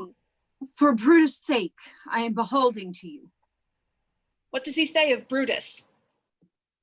He says for Brutus' sake, he finds himself beholding to us all. 'Twere best he speak no harm of Brutus here. This Caesar was a tyrant. Nay, that's certain. We are blessed that Rome is rid of him. Peace, let us hear what Antony can say. You gentle Romans, Peace, ho! Let him Go, speak. peace. Let us hear him. friends, Romans, countrymen, lend me your ears. I come to bury Caesar, not to praise him. The evil that men do lives after them. The good is oft interred with their bones. So let it be with Caesar. The noble Brutus hath told you Caesar was ambitious. If it were so, it was a grievous fault, and grievously hath Caesar answered it. Here, under leave of Brutus and the rest, for Brutus is an honorable man. So are they all honorable men. Come I to speak in Caesar's funeral. He was my friend, faithful and just to me. But Brutus says he was ambitious, and Brutus is an honorable man. He hath brought many captives home to Rome, whose ransom did the general coffers fill. Did this in Caesar seem ambitious? When that the poor hath cried, Caesar hath wept, ambition should be made of sterner stuff. Yet Brutus says he was ambitious, and Brutus is an honorable man. You all did see that on the Lupercal I thrice presented him a kingly crown, which he did thrice refuse. Was this ambition? Yet Brutus says he was ambitious, and sure, He is an honorable man. I speak not to disprove what Brutus spoke, but here I am to speak what I do know. You all did love him once, not without cause. What cause withholds you then to mourn for him? Oh, judgment, thou art fled to brutish beasts, and men have lost their reason. Bear with me. My heart is in the coffin, there with Caesar, and I must pause till it come back to me. Methinks there is much reason in his sayings. If thou consider rightly of the matter, Caesar has had great wrong. Has he, masters? I fear there will a worse come in his place. Marked you his words? He would not take the crown, therefore 'tis certain he was not ambitious. If it be sound so, some will dear abide it. Poor soul, his eyes are red as fire with weeping. Not a nobler man in Rome than Antony. Now mark him, he begins again to speak. But yesterday the word of Caesar might have stood against the world. Now lies he there, and none so poor to do him reverence. Oh, masters, if I were disposed to stir your hearts and minds to mutiny and rage, I should do Brutus wrong and Cassius wrong, who you all know are honorable men. I will not do them wrong. I rather choose to wrong the dead, to wrong myself and you, than I will wrong such honorable men. But here's a parchment with the seal of Caesar. I found it in his closet. 'Tis his will. Let but the commons hear this testament, which, pardon me, I do not mean to read. And they would go and kiss dead Caesar's wounds and dip their napkins in his sacred blood, yea, and beg a hair of him for memory, and dying mention it within their wills, bequeathing it as a rich legacy unto their issue. We'll hear the will. Read it, Mark Antony. The will! The will! Hear Caesar's will! Have patience, gentle friends, I must not read it. It is not meet, you know, how Caesar loved you. You are not wood, you are not stones, but men. And being men, bearing the will of Caesar, it will inflame you, it will make you mad. 'Tis good, you know. Not that you are his heirs, for if you should, oh, what would come of it? Read the will. No, you shall We'll hear read it, the will. Antony. We'll hear it. Let's hear the will. Caesar's will. Will you be patient? Will you stay a while? I have o'ershot myself to tell you of it. I fear I the wrong of honorable men, whose daggers have stabbed Caesar. I do fear it. They were traitors, honorable men? The will! The testament, Read the will! They were villains, murderers. The will, read the will. You will compel me then to read the will, to make a ring about the corpse of Caesar. And let me show you him that made the will. Shall I descend, and will you give me leave? Come Come down. down! Come Come down. down! Descend. You shall have leave. A ring, stand round. Stand from the hearse. Stand from the body. Room for Antony, most noble Antony. Nay, press not so upon me. Stand far off. Room, bear Give back. him room. Get back. Give the man room. If you have tears, prepare to shed them now. You all do know this mantle. I remember the first time ever Caesar put it on. It was on a summer's evening in his tent that day he overcame the Nervi. Look, in this place ran Cassius's dagger through. See what a rent the envious Casca made. Through this well-beloved Brutus stabbed as he plucked his cursed steel away. Mark how the blood of Caesar followed it, as rushing out of doors to be resolved if Brutus so unkindly knocked or no. For Brutus, as you know, was Caesar's angel, Judge, oh you gods, how dearly Caesar loved him. This was the most unkindest cut of all.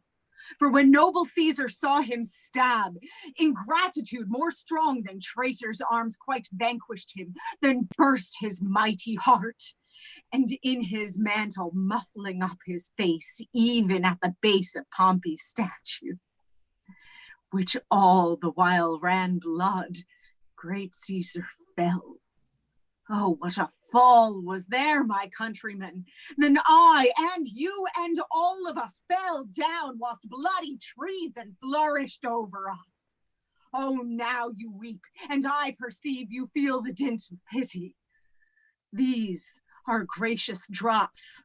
Kind souls, what weep you?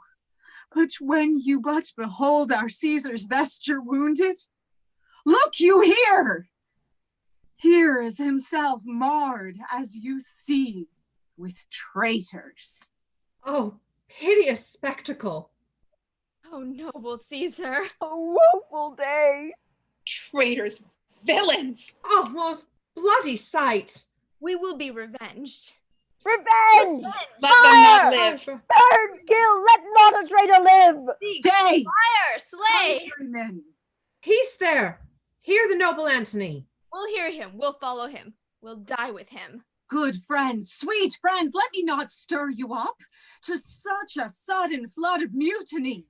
They that have done this deed are honorable. What private gifts they have, alas, I know not, that made them do it. They are wise and honorable, and will no doubt with reasons answer you. I come not, friends, to steal away your hearts. I am no orator, as Brutus is. But as you know me all, a plain, blunt man that love my friend, that they know full well, that gave me public leave to speak of him, for I have neither wit, nor words, nor worth, action, nor utterance, nor the power of speech to stir men's blood. I only speak right on. I tell you that which you yourselves do know. Show you sweet Caesar's wounds, poor dumb mouths, and bid them speak for me.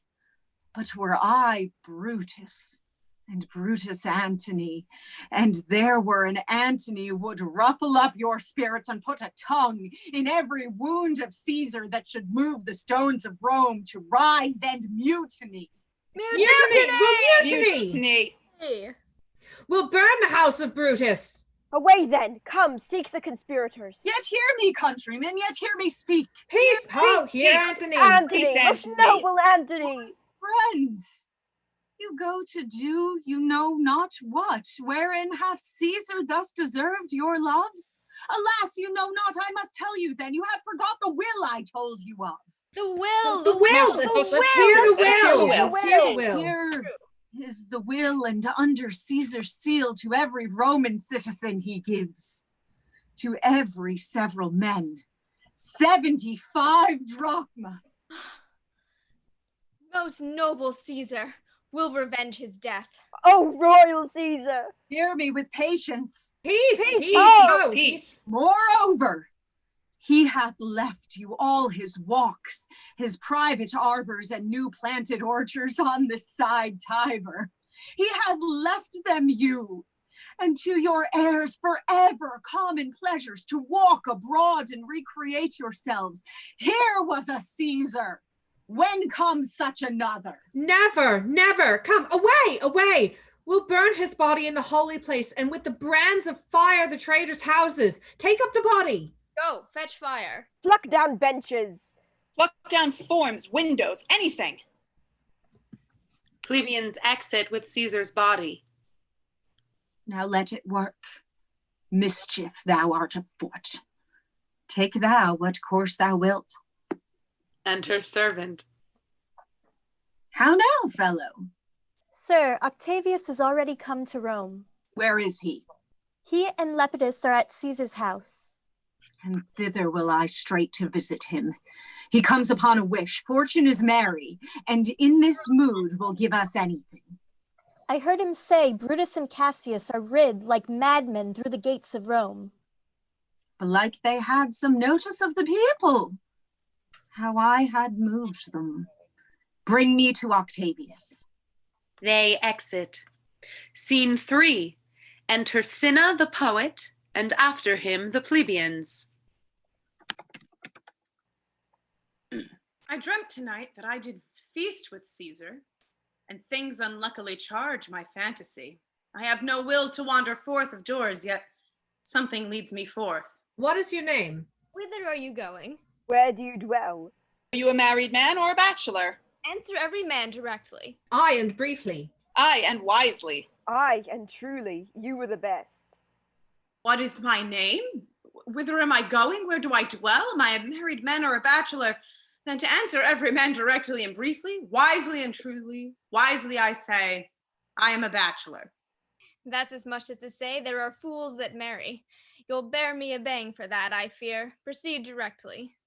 Directly, I am going to Caesar's funeral. As a friend or an enemy? As a friend. That matter is answered directly. For your dwelling, briefly. Briefly, I dwell by the Capitol. Your name, sir, truly. Truly, my name is Cinna. Tear him to pieces, he's a conspirator! I am Cinna the poet! I am Cinna the poet! Tear him for his bad verses! Tear him for his bad verses! I am not Cinna the conspirator! It is no matter, his name's Cinna. Pluck but his name out of his heart and turn him going. Tear him! Tear him! Come, brands! Ho, firebrands! To Brutus's, to Cassius's, burn all! Some to Decius's house, and some to Casca's, some to Ligarius's. Away, go! No! All the plebeians exit, carrying off Cinna. Act 4, Scene 1. Enter Antony, Octavius, and Lepidus. These many then shall die. Their names are pricked.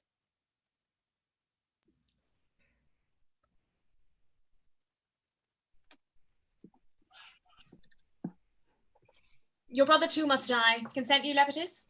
I do consent. Prick him down, Antony. Upon condition Publius shall not live. Who is your sister's son, Mark Antony? He shall not live. Look with a spot, I damn him. But Lepidus, go you to Caesar's house. Fetch the will hither, and we shall determine how to cut off some charge and legacies. What, shall I find you here? Or here, or at the Capitol. This is a slight, unmeritable man, meet to be sent on errands. Is it fit the threefold world divided he should stand, one of the three to share it? So you thought him, and took his voice who should be pricked to die in our black sentence and prescription. Octavius, I have seen more days than you. And though we lay these honors on this man, to ease ourselves of the diverse slanderous loads, he shall but bear them as the ass bears gold, to groan and sweat under the business, either led or driven as we point the way. And having brought our treasure where we will, then take we down his load and turn him off, like to the empty ass, and shake his ears and graze in commons. You may do your will, but he's a tried and valiant soldier. So is my horse, Octavius. And for that I do appoint him store of provender. It is a creature that I teach to fight, to wind, to stop, to run directly on, his corporal motion governed by my spirit, and in some taste is Lepidus but so. He must be taught and trained and bid to go forth, a barren spirited fellow, one that feeds on objects, arts, and imitations, which out of use and stabled by other men begin his fashion. Do not talk of him but as a property. And now, Octavius, listen. Great things. Brutus and Cassius are levying powers. We must straight make head. Therefore, let our alliance be combined, our best friends made, our means stretched, and let us presently go sit in council. How covert matters may be best disclosed, and open perils surest answered. Let us do so, for we are at the stake and bayed about with many enemies, and some that smile have in their hearts, I fear, millions of mischiefs. They exit. Scene 2. Enter Brutus, Brutus, and the army. Tinius and Pindarus meet them. Stand, ho! Give the word, ho, and stand.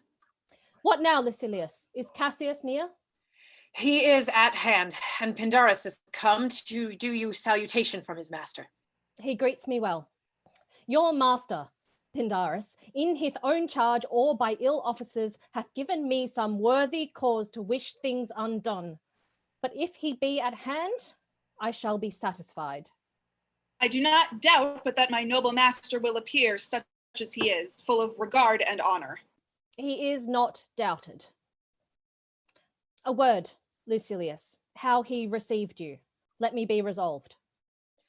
With courtesy and with respect enough, but not with such familiar instances, nor with such free and friendly conference as he hath used of old. Thou hast described a hot friend cooling. Ever note, Lucilius, when love begins to sicken and decay, it useth an enforced ceremony.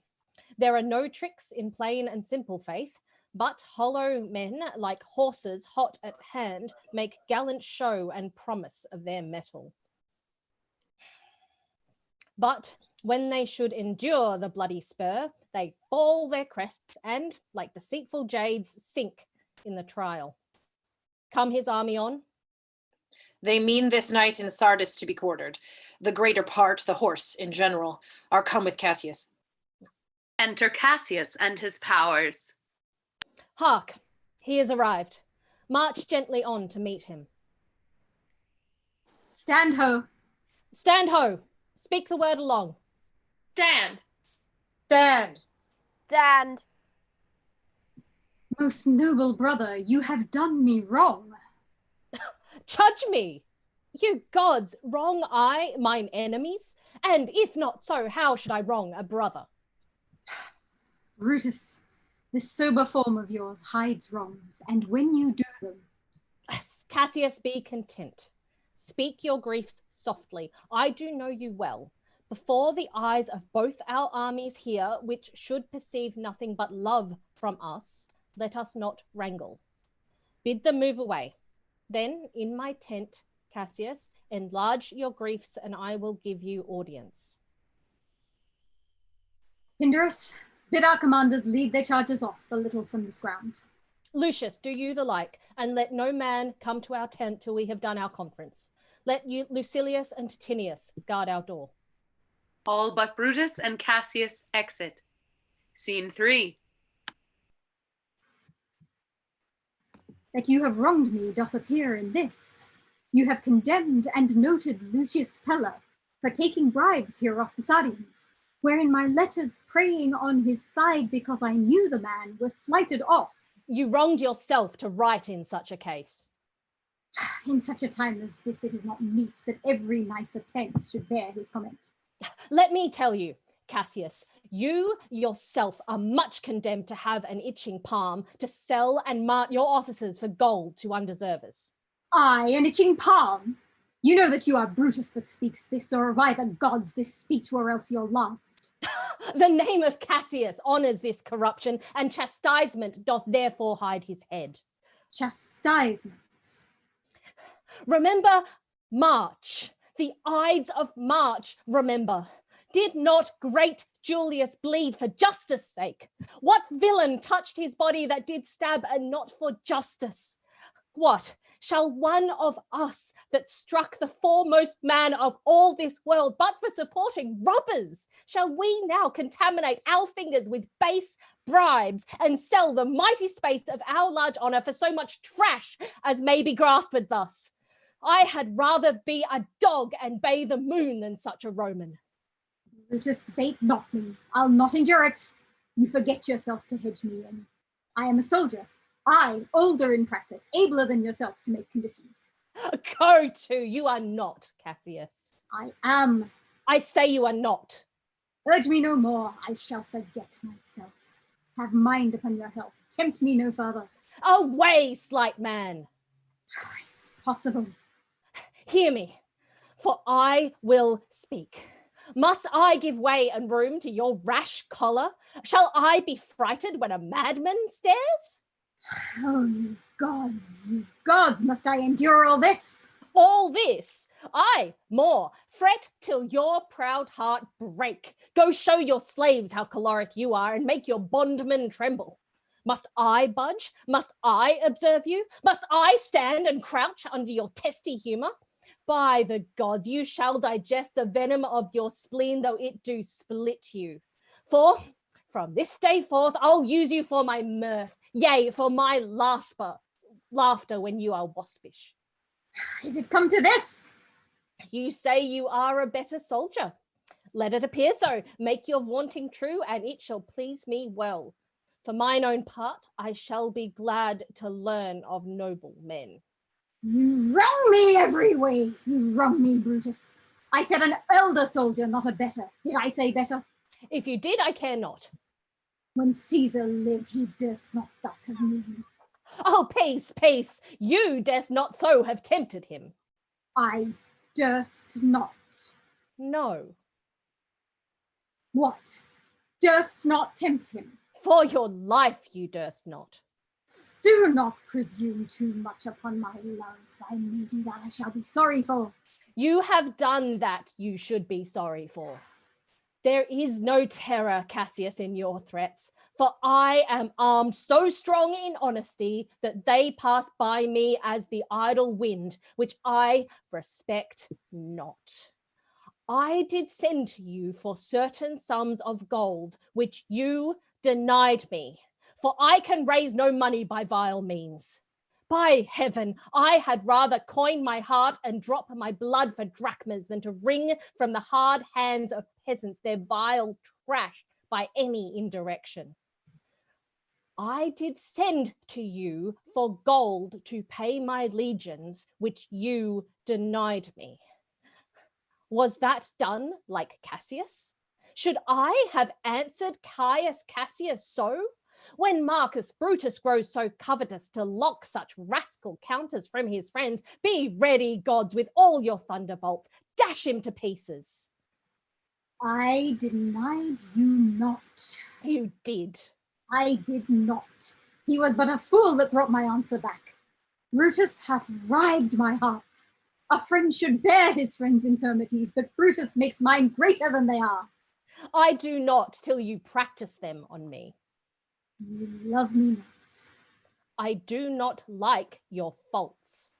A friendly eye could never see such faults. A flatterer's would not, though they do appear as huge as high Olympus. Oh, come, Antony and young Octavius, come.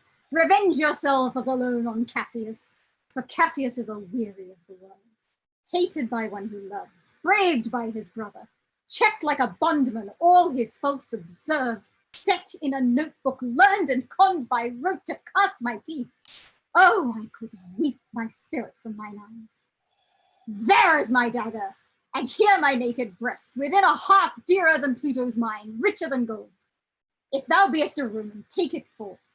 I that denied thee gold will give my heart. Strike as thou did at Caesar. For I know when thou didst hate him worse, thou lovedst him better than ever thou lovedst Cassius. Sheathe your dagger. Be angry when you will, it shall have scope.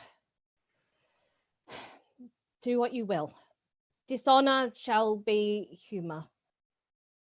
Oh, Cassius, you are yoked with a lamb that carries anger as the flint bears fire, who, much enforced, shows a hasty spark and straight is cold again.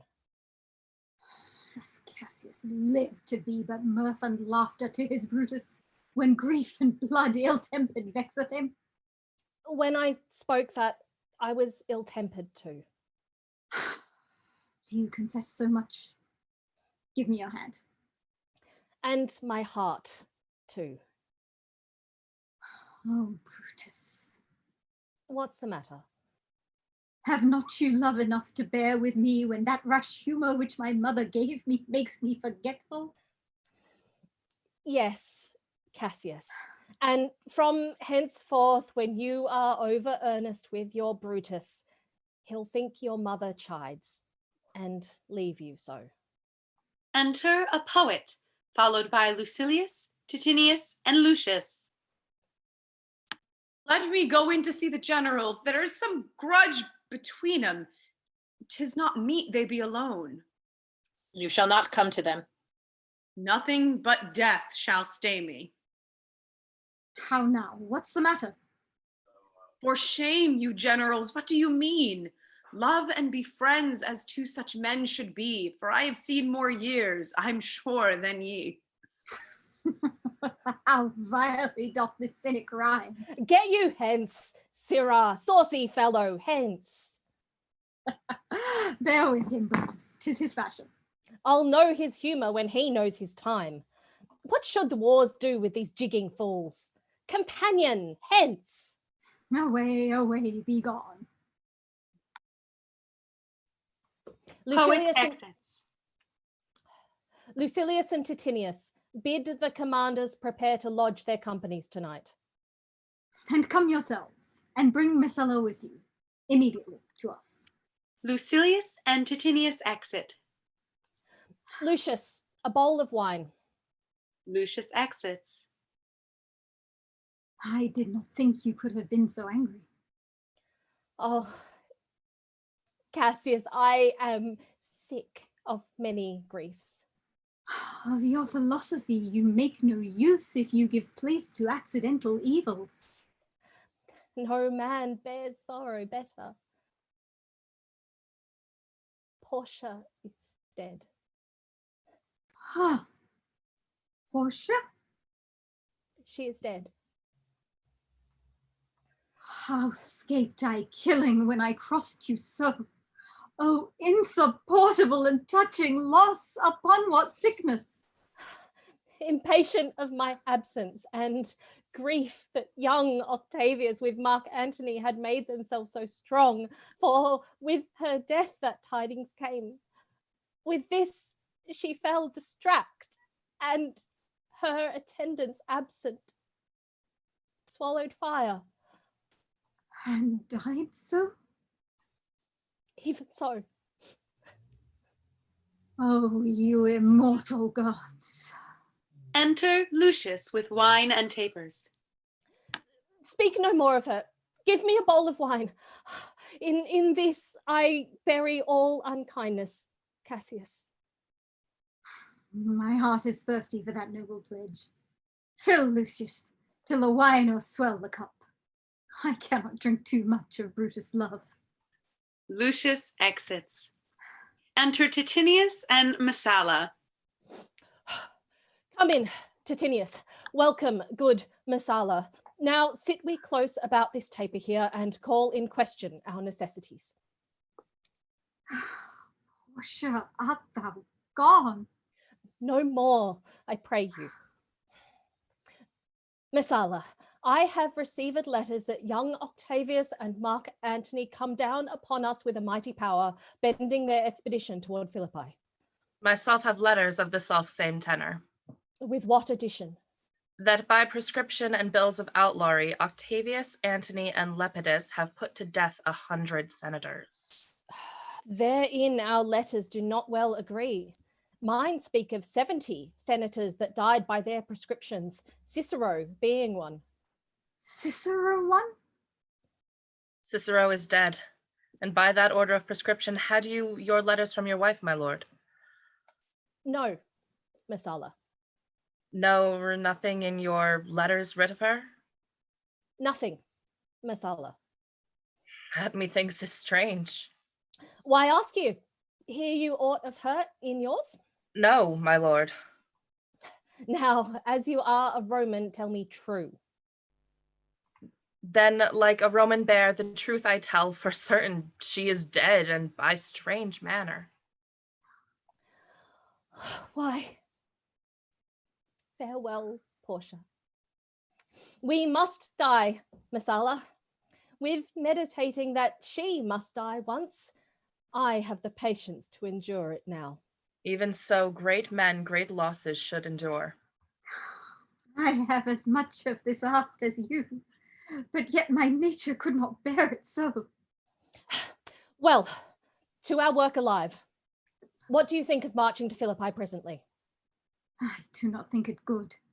Your reason? This it is. 'Tis better that the enemy seek us. So shall he waste his means, weary his soldiers, doing himself offence, whilst we, lying still, are full of rest, defence, and nimbleness. Good reasons must of force give place to better. The people twixt Philippi and this ground do stand but in forced affection, for they have grudged us contribution. The enemy, marching along by them shall make a fuller number up, come on refreshed, new added and encouraged, from which advantage shall we cut him off, if at Philippi we do face him there, these people at our backs. Hear me, good brother. Under your pardon, you must note besides that we have tried the utmost of our friends. Our legions are brimful, our cause is ripe. The enemy increaseth every day. We at the height are ready to decline.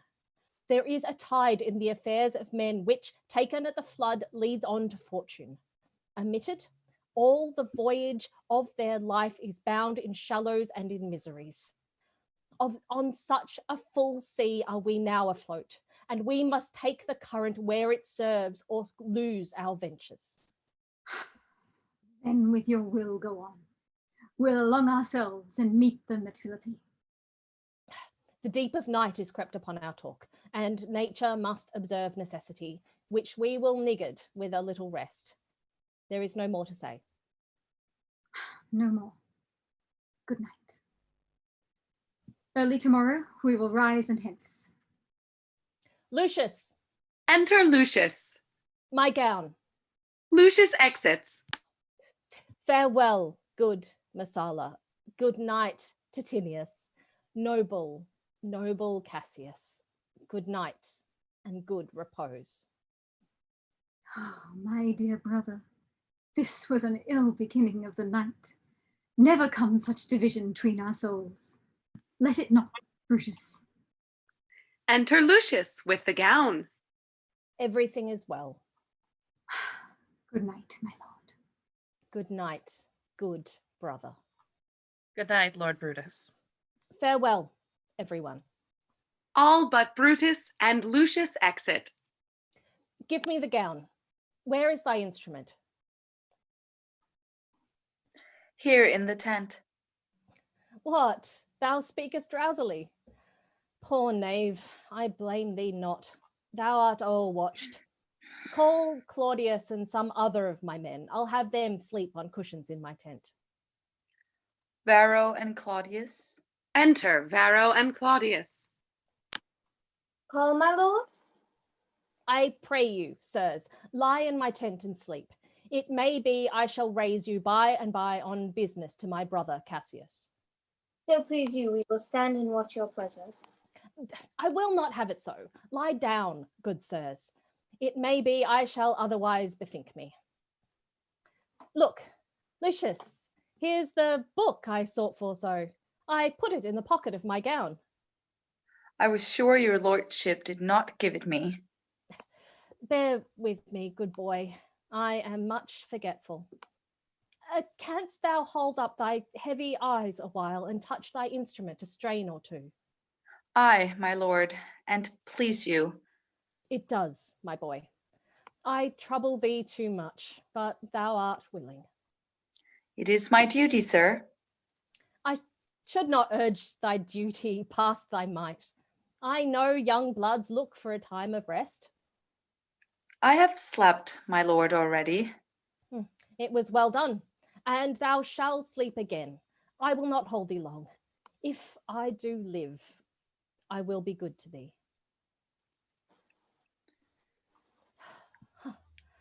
This is a sleepy tune. Oh, murderous slumber, layest thou thy leaden mace upon my boy that plays thee music? Gentle knave, good night. I will not do thee so much wrong to wake thee. If thou dost nod, thou breakest thy instrument. I'll take it from thee, and good boy, good night. Let me see. Is not the leaf turned down where I left reading? Here it is, I think. How ill this taper burns. Enter the ghost of Caesar. Ha! Who comes here? I think it is the weakness of mine eyes that shapes this monstrous apparition. It comes upon me. Art thou anything? Art thou some god, some angel, or some devil? Thou makest my blood cold and my hair to stare. Speak to me what thou art. Thy evil spirit, Brutus. Why comest thou? To tell thee thou shalt see me at Philippi. Well, then I shall see thee again. I at Philippi. Why, I will see thee at Philippi then. Ghost exits. Now that I have taken heart, thou vanishest. Ah, ill spirit, I would hold more talk of thee. Boy! Lucius, Varro, Claudius, sirs, awake! Claudius! The strings, my lord, are false. He thinks he's still in his instrument. Lucius, awake! My lord? Didst thou dream, Lucius, that thou so criedest out? My lord, I do not know that I did cry. Yes, that thou didst. Didst thou see anything? Nothing, my lord. Sleep again, Lucius. Sirrah Claudius, the fellow, awake! My lord? My lord? Why did you so cry out, sirs, in your sleep? Did we, my I saw you anything? No, my lord, I saw nothing. lord? Nor I, my lord. Go and commend me to my brother Cassius. Bid him set on his powers beside the times before, and we will follow. It shall be done, my lord. My lord. They exit. Act 5, Scene 1. Enter Octavius, Antony, and their army.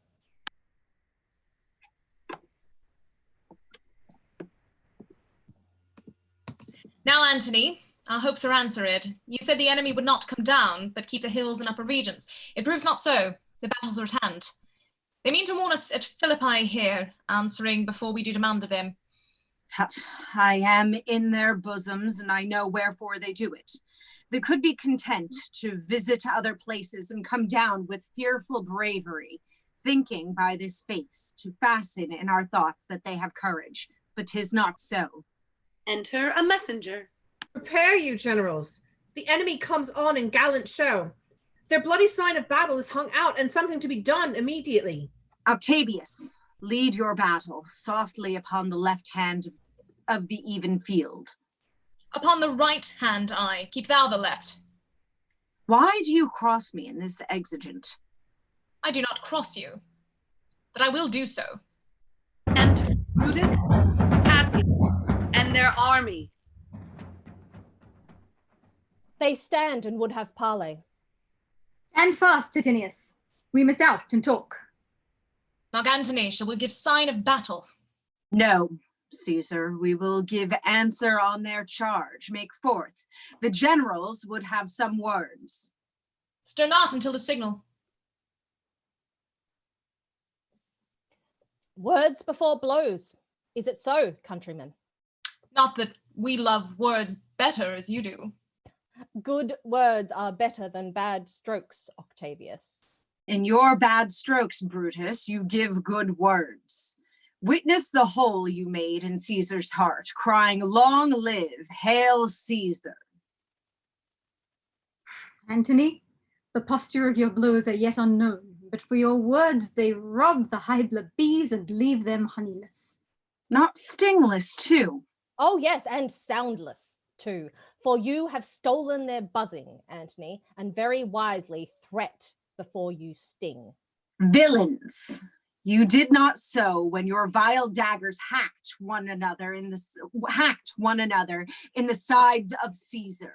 You showed your teeth like apes and fawned like hounds and bowed like bondmen, kissing Caesar's feet, whilst damned Casca, like a cur behind, struck Caesar on the neck. Oh, you flatterers. Flatterers. Now, Brutus, thank yourself. This tongue had not offended so today if Cassius might have ruled. Come, come, the cause. If arguing makes us sweat, the proof of it will turn to redded drops. Look, I draw a sword against the conspirators. When think you that the sword goes up again? Never, till Caesar's 33 wounds be well avenged, or till another Caesar have added slaughter to the sword of traitors. Caesar, thou canst not die by traitor's hand unless thou bringst them with thee. So I hope. I was not born to die on Brutus' sword. Oh, if thou wert the noblest of thy strain, young man, thou couldst not die more honourable. A peevish schoolboy, worthless of such honour, joined with a masker and a reveller. Old Cassius still. Come, Antony, away. Defiance, traitors, hurl we in your teeth. If you dare fight today, come to the field. If not, when you have the stomachs. Octavius, Antony, and their army exit. Why now blow wind, swell billow, and swim bark? The storm is up, and all is on the hazard. Ho, Lucilius, hark, a word with you. My lord.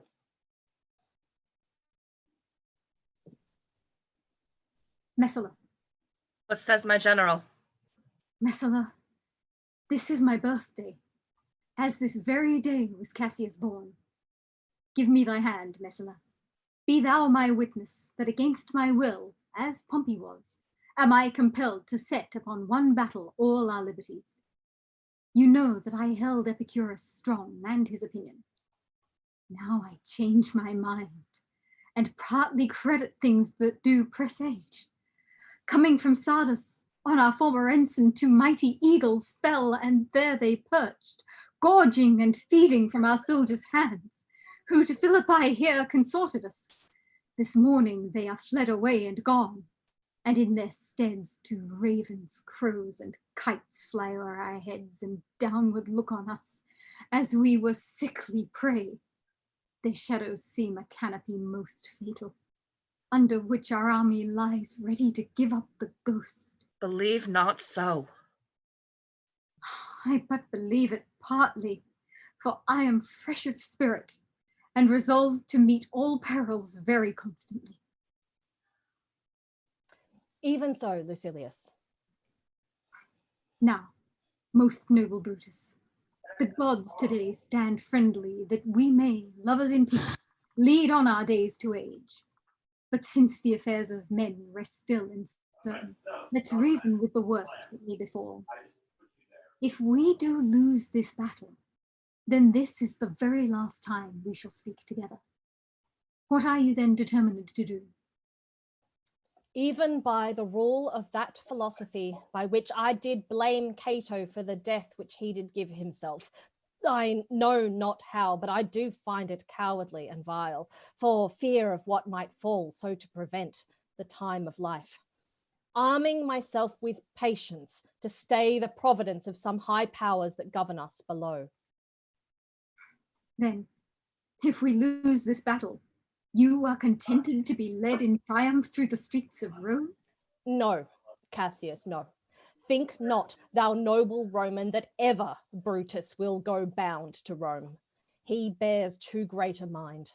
But this same day must end the work the Ides of March begun. And whether we shall meet again, I know not. Therefore, our everlasting farewell take. Forever and forever farewell, Cassius. If we do meet again, why, we shall smile.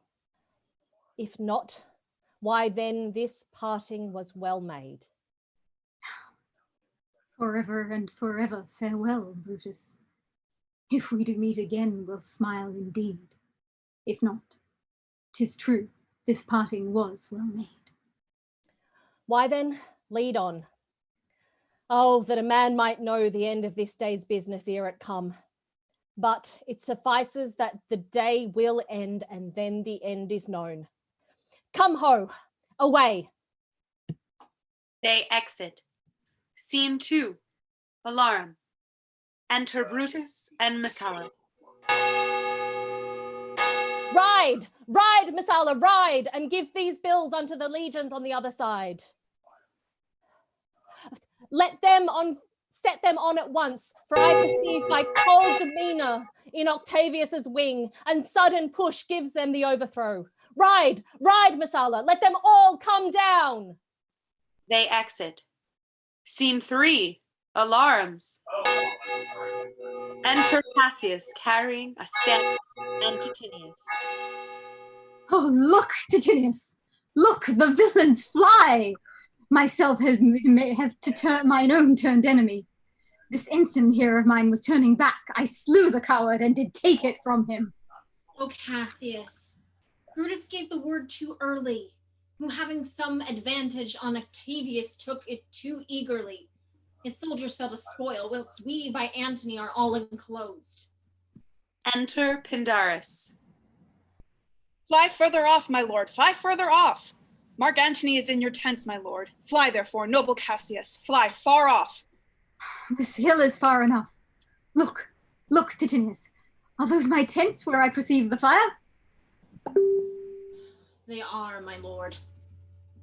Titinius, if thou lovest me, mount thou my horse, and hide thy spurs in him, till he have brought thee up to yonder troops, and here again, that I may rest assured whether yon troops are friend or enemy.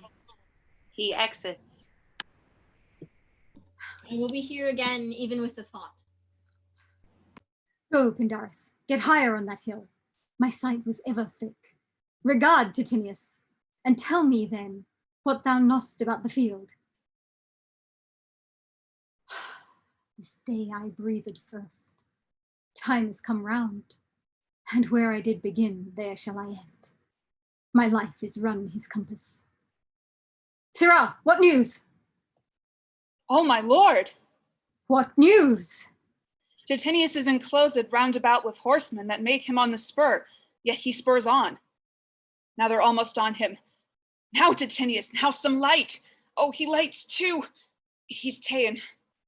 And hark, they shout for joy. Come down, behold no more. Oh, coward that I am to live so long, to see my best friend taken before my face. Come hither, Sirrah. In Parthia did I take thee prisoner, and then I swore thee, saving of thy life, that whatsoever I bid thee to do, thou shouldst attempt it. Come now, keep thine oath. Now be a freeman, and with this good sword that ran through Caesar's bowels, search this bosom. Stand not to answer. Here, take thou the hilts, and when my face is covered, as 'tis now, guide thou the sword. Pindarus stabs him.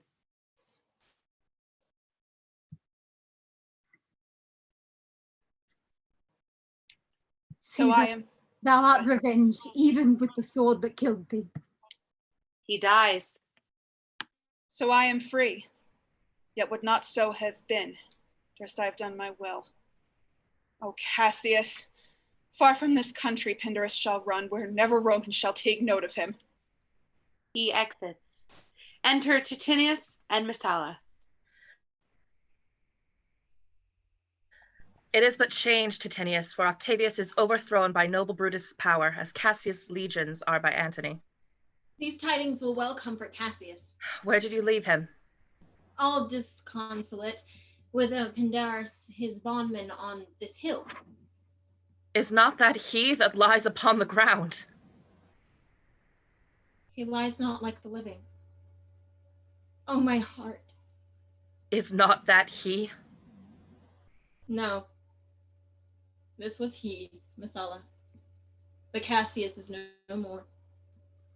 O setting sun, as in thy red rays thou dost sink tonight, so in his red blood Cassius' day is set.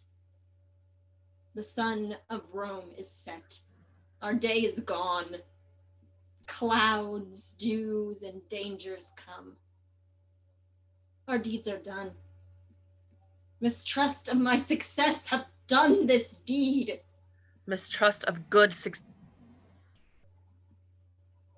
hath done this deed. O hateful error, melancholy's child, why dost thou show to the apt thoughts of men the things that are not? O ever soon conceived, though thou never comest unto a happy birth, but kill'st the mother that engendered thee. What, Pindarus? Where art thou, Pindarus? Seek him, Titinius, while I go and meet the noble Brutus, thrusting this report into his ears. I may say thrusting it, for piercing steel and darts envenomed shall be as welcome to the ears of Brutus as tidings of this sight. Hie you, Messala. I will seek from Pindarus for the while. Messala exits. Why didst thou send me forth, brave Cassius?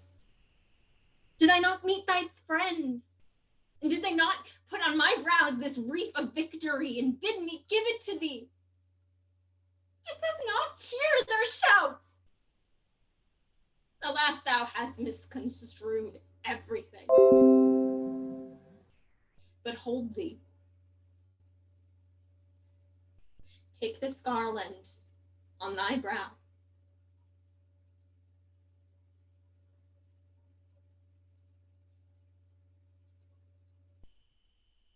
That Brutus bid give it to thee, and I will do his bidding. Brutus, come apace, and see how I regarded Caius Cassius. By your leaves, God, this is a Roman's part. Come, Cassius' sword. And find Tintarius' heart.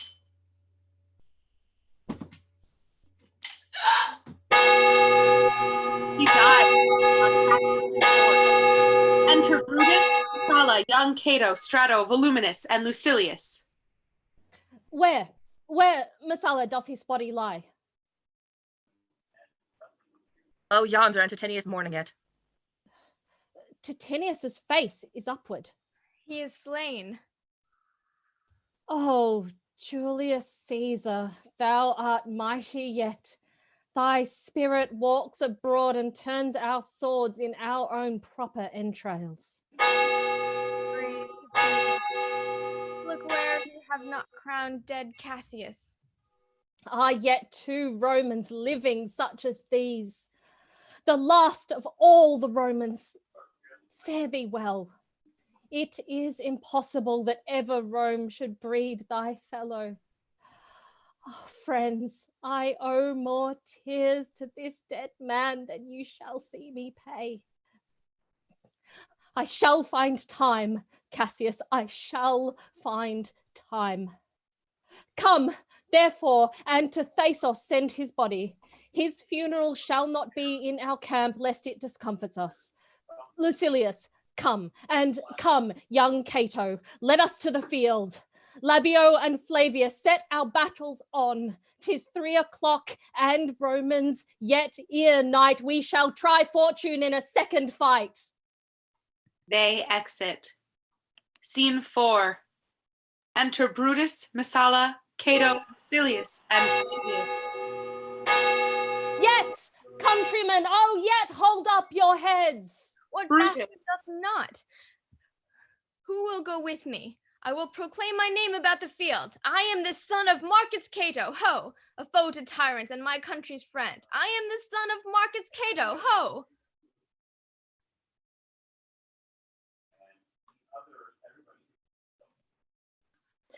I am Brutus, Marcus Brutus. I, Brutus, my country's friend. Know me for Brutus. Cato is killed. Oh, young and noble Cato, art thou down? Why now thou diest as brave as Tintinius, and mayest be honored, being Cato's son. Yield, or thou diest. Only I yield to die. There is so much that thou wilt kill me straight. Kill Brutus, and be honored in his death. We must not. A noble prisoner. Enter Antony. Rome, ho! Tell Antony Brutus is ta'en. I'll tell the news. Here comes the general. Brutus is ta'en. Brutus is ta'en, my lord. Where is he? Safe, Antony. Brutus is safe enough. I dare assure thee that no enemy shall ever take alive the noble Brutus. The gods defend him from so great a shame. When you do find him, or alive or dead, He will be found like Brutus, like himself. This is not Brutus, friend, but I assure you, a prize no less in worth. Keep this man safe, give him all kindness. I had rather have such men my friends than enemies. Go on, and see where Brutus be alive or dead, and bring us word unto Octavius's tent, how everything is chanced. They exit. Scene 5. Enter Brutus, Dardanus, Clitus, Strato, and Volminus. Come, poor remains of friends, rest on this rock. Statilius showed the torchlight, but my lord, he came not back. He is or ta'en or slain. Sit thee down, Clitus.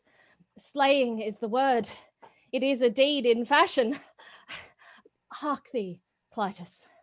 What, I, my lord? No, not for all the world. Peace, then, no words. I'll rather kill myself. Hark thee, Dardanus. Shall I do such a deed? Oh, Dardanus. Oh, Clitus. What ill request did Brutus make to thee? To kill him, Clitus. Look, he meditates. Now is that noble vessel full of grief that it runs over even at his eyes.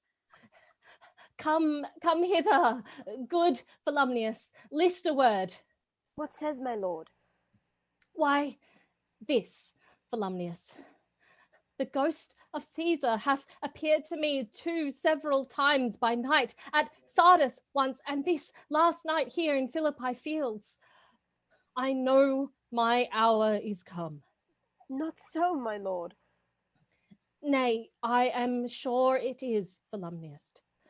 Thou seest the world, Volumnius, how it goes. Our enemies have beat us to the pit. It is more worthy to leap in ourselves than tarry till they push us. Good, Volumnius, thou knowest that we two went to school together.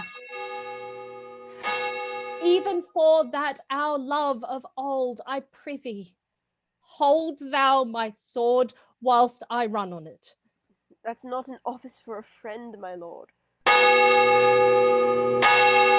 Fly, fly, my lord. There is no tarrying here. Farewell to you, Volumnius. Strato, thou hast been all this while asleep. Farewell to thee too, Strato. Countrymen, my heart doth joy that yet in all my life I found no man, but he was true to me. I shall have glory by this losing day more than Octavius and Mark Antony by this vile conquest shall attain unto. So fare you well at once, for Brutus's tongue hath almost ended his life's history. Night hangs upon my eyes. My bones would rest that have but labored to attain this hour. Fly, fly, fly, fly, my lord. Fly, my lord, fly. Fly. Hence, I will follow. All exit but Brutus and Strato. I prithee, Strato, stay thou by thy lord. Thou art a fellow of a good respect. Thy life hath had some snatch of honour in it. Hold then my sword and turn away thy face while I do run upon it. Wilt thou, Strato? Give me your hand first. Fare you well, my lord. Farewell, good Strato. Oh, Brutus runs on his sword. Caesar, now be still. I killed not thee with half so good a will. He dies. Retreat. Enter Antony, Octavius, Messala, Lucilius, and the army. What man is that? My master's men. Strato, where is thy master? Free from the bondage you are in, Messala. The conquerors can but make a fire of him, for Brutus only overcame himself, and no man else hath honor by his death.